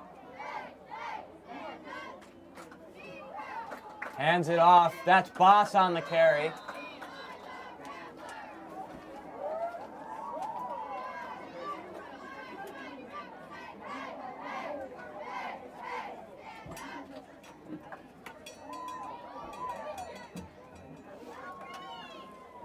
Number 2, Isaac Buck's the ball carrier on that Hey, play. Kyle. Gain of McBain's 2, next it'll be opponent, second down and Man, 8. is playing a really tough competition tonight in Beale City. So, Man's most likely going to be looking to get back potentially into win column if they do lose tonight to Beale City against McBain next week. Rodenbaugh looking to pass, rolling to his left. He's got McLean out there. Rodenbaugh's going to keep it himself. Number 34, Ben Rodenbaugh, put out of bounds at the 45-yard line of Pine Pushed River. out of bounds by It'll be Proch third down and 3 of for the Pine River Bucks. Ramblers. And Kyle, I think 34 is Put looking out for of a bounds special by target number out 10, there. Damian Jackson. I think he's looking for number 33, Connor McLean. Third down and 3.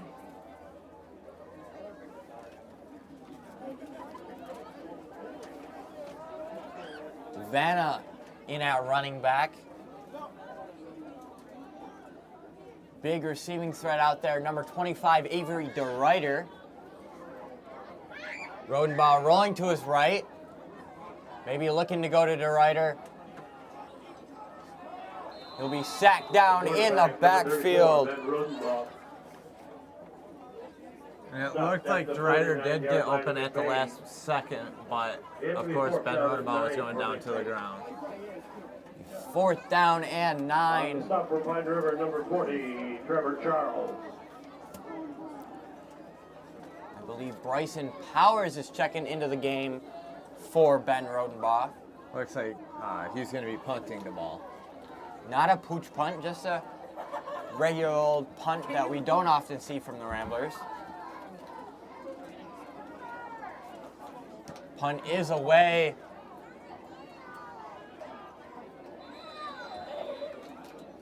Punt by Bryson Powers.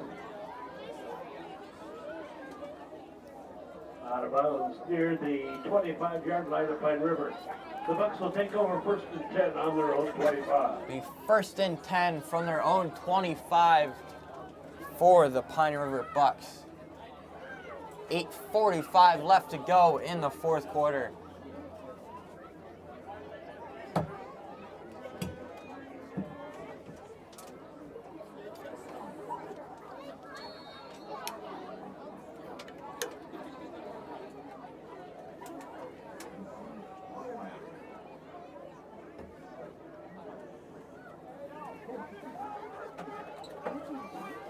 And as we saw on the offensive end, it is majority JV players, except for that defensive line.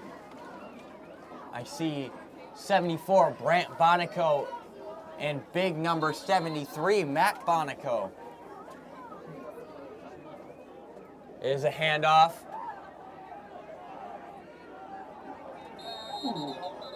Flag is thrown in late. Number 4, Caden Hummel, the ball carrier. There is a flag on the field. Looks like it's going to be blocking the back on Pine That's the River. ball to the 32-yard line. Wow. Preliminary signal from the referee is block in the back against It is Bucks. indeed block in the back against the Pine River Bucks.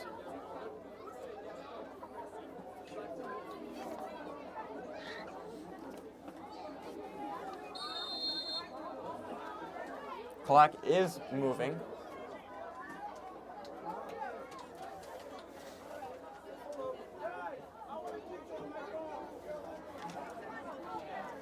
First down and 20 for Pine River. Wheeler hands it off. And that'll be Mac Bonico in on the stop for the Ramblers.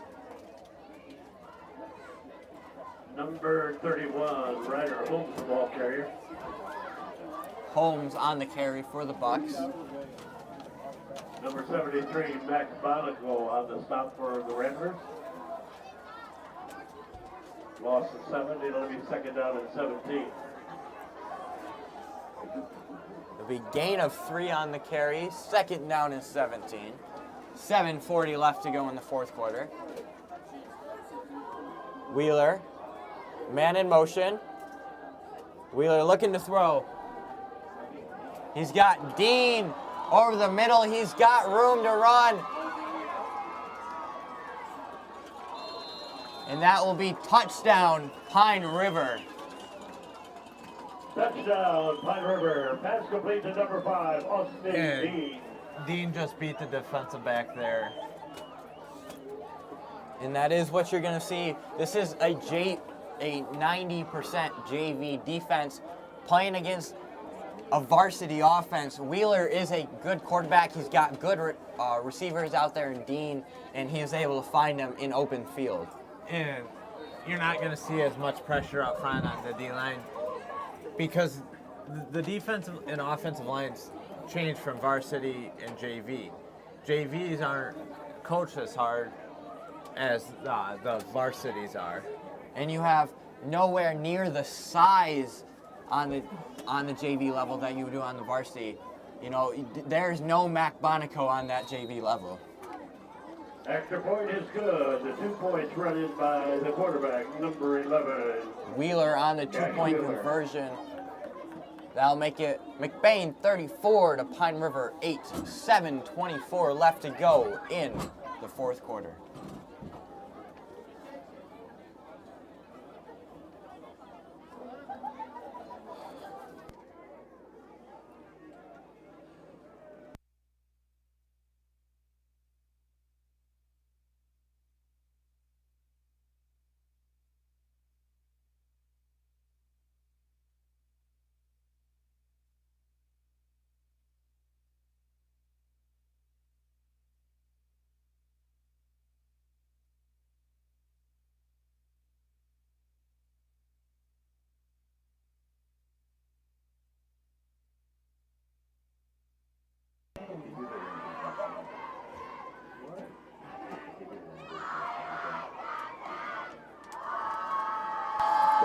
Both teams back out on the field for kickoff. You've got McGillis, Boss, and Huttinga back to receive. Kick is deep. Abbott will look to return it.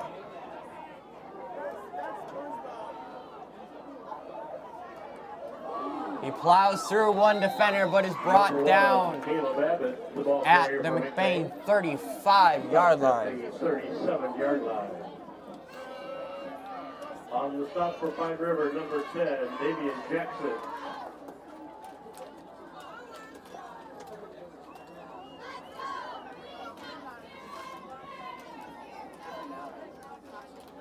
And it looks like Coach Jeremy Rodenbaugh is getting to call the plays to his son, Ben Rodenbaugh.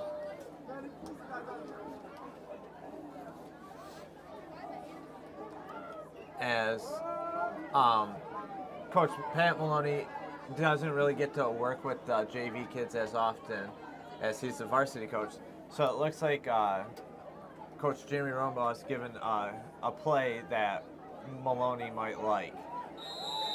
Handoff here, gets it up for a gain of 4, second down and 6. For the Ramblers, gain of 5 yards on the play. It'll be second down and 5. So not every coach coaches the same way. Coach Maloney has plays that he likes and knows will work with the varsity. Coach Rodenbaugh knows what works with the JV offensive line and running backs. Rodenbaugh hands it off.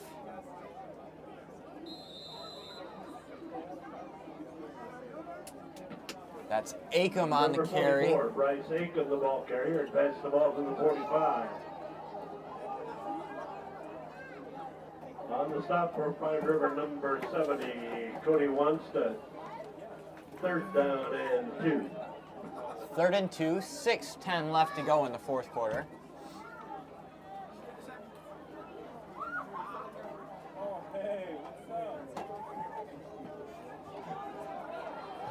Acom on the carry, still on his feet.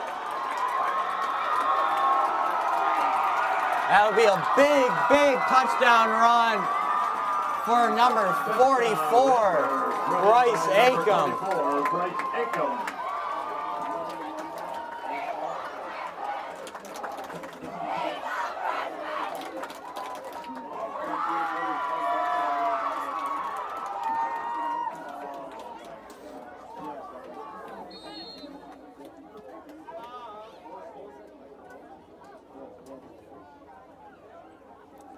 And it looks like McBain's going to go for the point after attempt.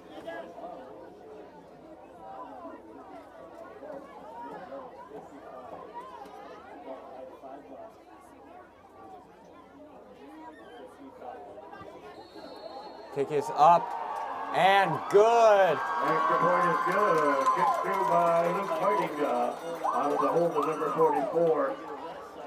Bryce Acom. What a kick.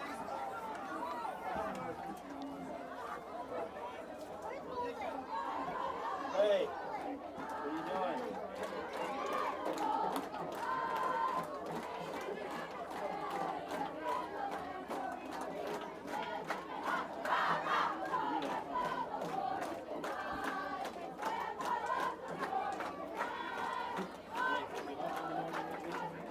We just had a cell phone turned into the press box.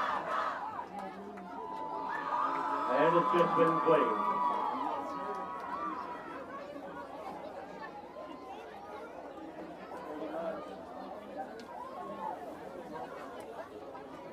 Well, we have a phone missing. It's not,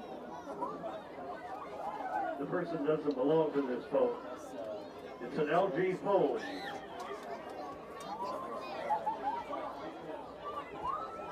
If someone is missing their cell phone, you can claim it here at the press box. Both teams lined up for the kickoff. Kick is away and it is deep. Dean on the return for Pine River.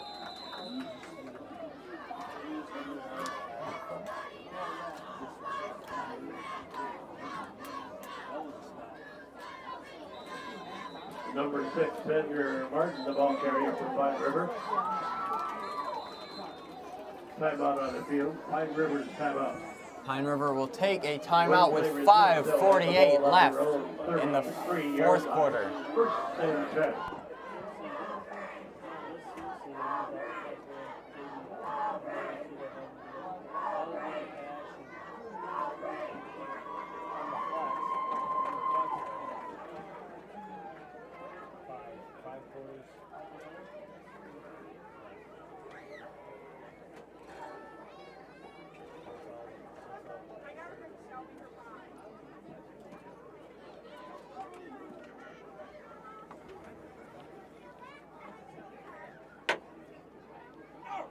And Kyle, in the middle of this McBain huddle, it looks like Coach Mike McDaniel of the JV's defensive coordinator is rallying the troops and calling out the play he likes best to stop the Pine River offense. So not only are the varsity starting football players taking a rest for the night, appears the coaching staff is too.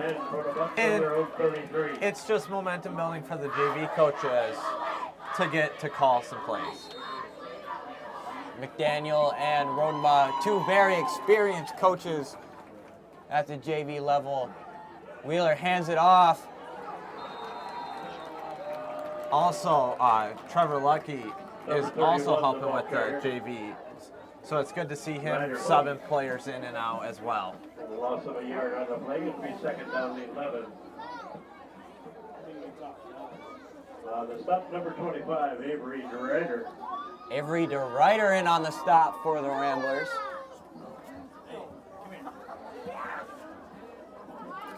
.5:15 left to go in the fourth quarter. Clock is running.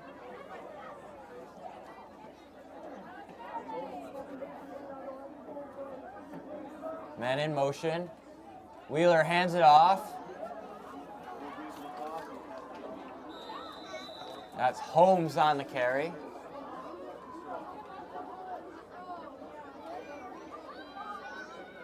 Number 31, Ryder Holmes, the ball carrier. That's a first down for Pine River. Ball spotted on the 44-yard line. First Pine River. and 10 for First the and Bucks. 10. On the stop for the Ramblers, number 82, Brett Ely.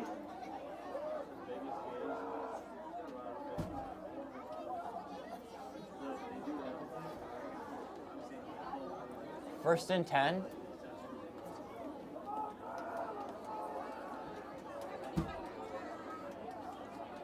Wheeler keeps it himself. He'd be brought down. Cash Wheeler, the ball carrier. Stopped at the 45-yard line.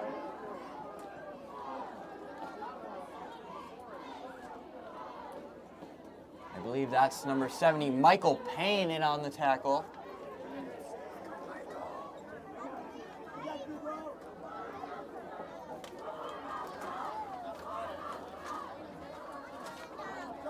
Number 70, Michael Payne on that stop for the Ramblers. Second down and 9. Second down and 9, 3:40 left in the fourth. Man in motion. Wheeler hands it off on the reverse.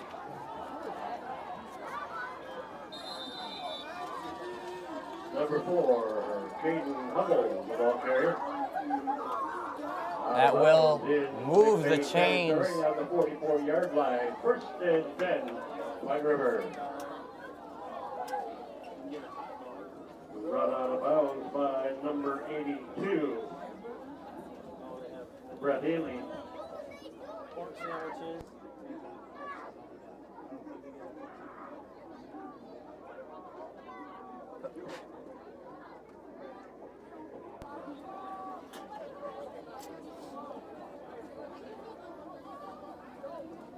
Wheeler hands it off. That's Martin on the carry. Number 6, Xander Martin, the ball carrier. Stopped at the 36-yard line. It'll be second down and 4. And on that tackle, Kyle, it was Caleb Miller, who's playing On the stop, linebacker, I want to say.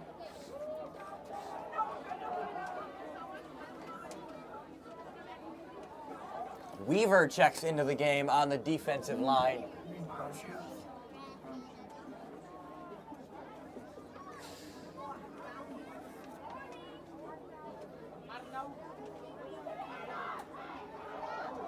Weaver looked at the ball off, somehow pitches it out.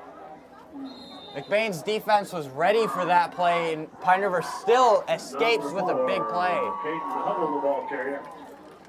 It looked like McBain's defense had that play read, but the quick thinking of Cash Wheeler at the quarterback position gave him the ability to pitch that out to his slot back.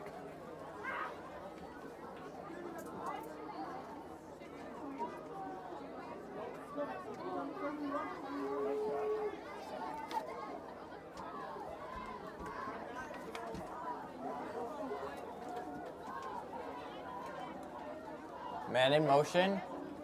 Wheeler keeps it himself. Brought down by a group of Ramblers, but the first hit was made by 42, Caleb Vanna. That's stop number 42, Caleb Vanna. 2:20 left to go in the fourth quarter. Clock is running. Second down and 5.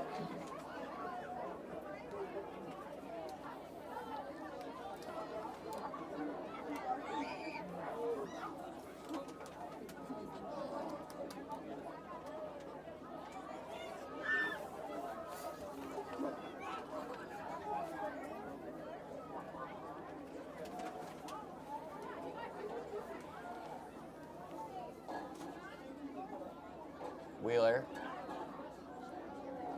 Man in motion. Looking to throw.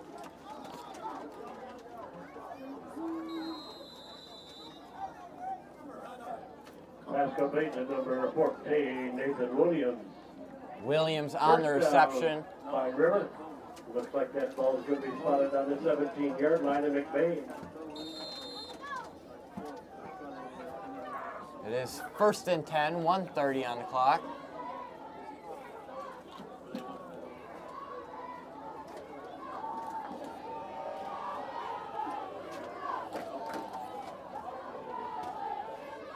Wheeler hands it off.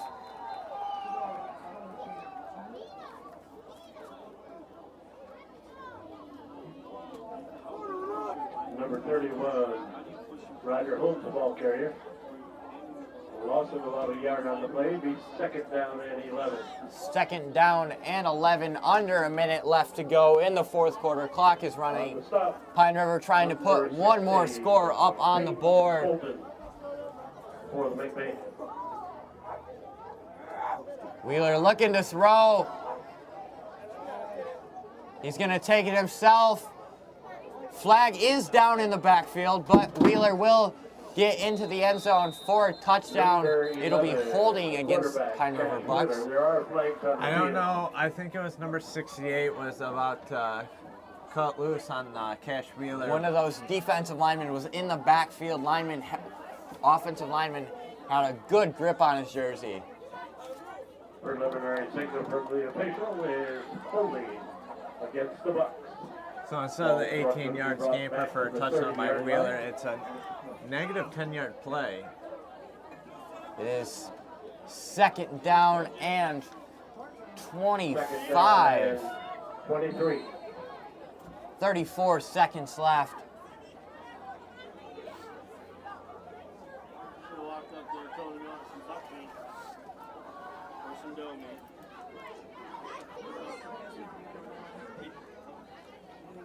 Wheeler looking to throw. Pass. Incomplete. Incomplete pass. It'll be third down and 23. Third down and 23, 29 seconds left to go in the fourth quarter. And I think Pine River's just trying to get one more in the end zone. We still have a cell phone in the press box. If you're missing a cell phone or your student is missing a cell phone, you can claim it here in the press box. It's an LG.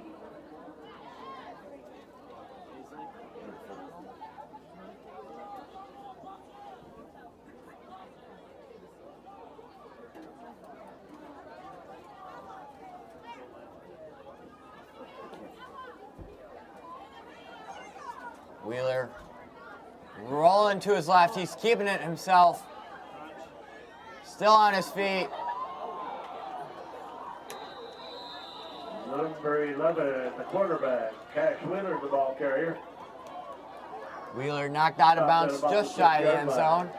And on the sideline, Coach Maloney has just been dumped with the Gatorade. Him and Pace got dumped for their coaching performances in the first half. Clock is running. Wheeler keeps it himself. He will just get into the end zone. River, run in by the quarterback, number 11, Cash Wheeler.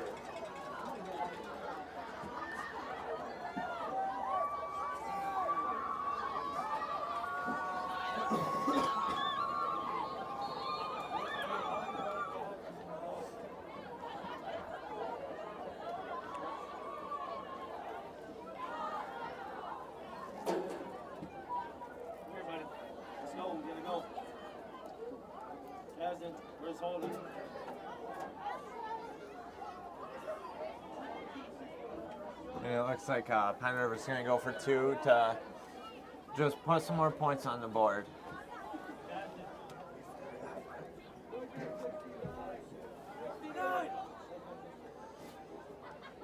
Man in motion. Wheeler hands it off.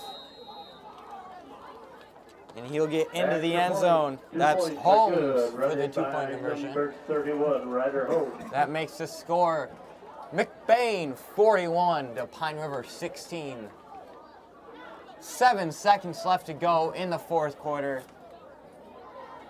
And Kyle, McBain's getting their kick return team out there, and number 6 wanted to go back out there for one more play.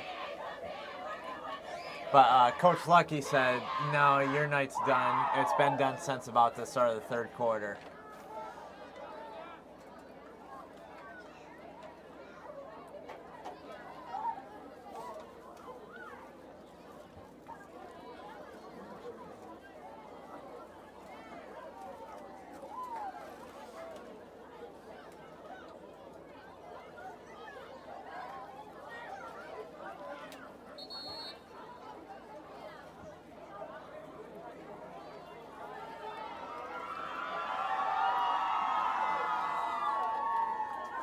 Both teams back onto the field for what will be the final kick of the game.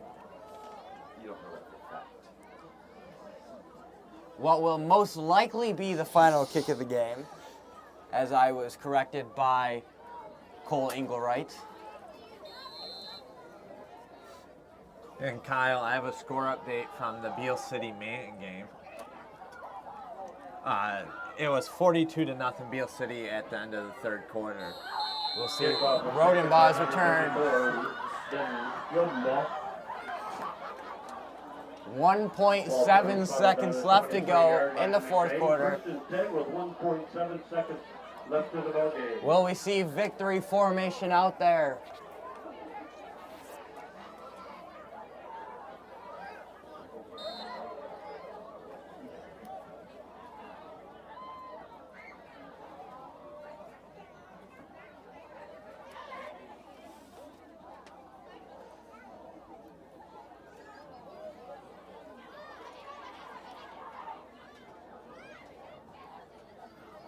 And it looks like Rodenbaugh's going to take the final snap.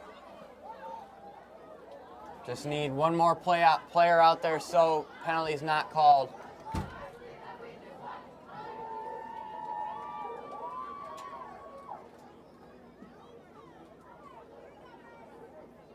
And Rodenbaugh will take the final knee. That is ball game, folks. In McBain's 50th anniversary game, final home game of the season against the Pine River Bucks. They have won 41-16.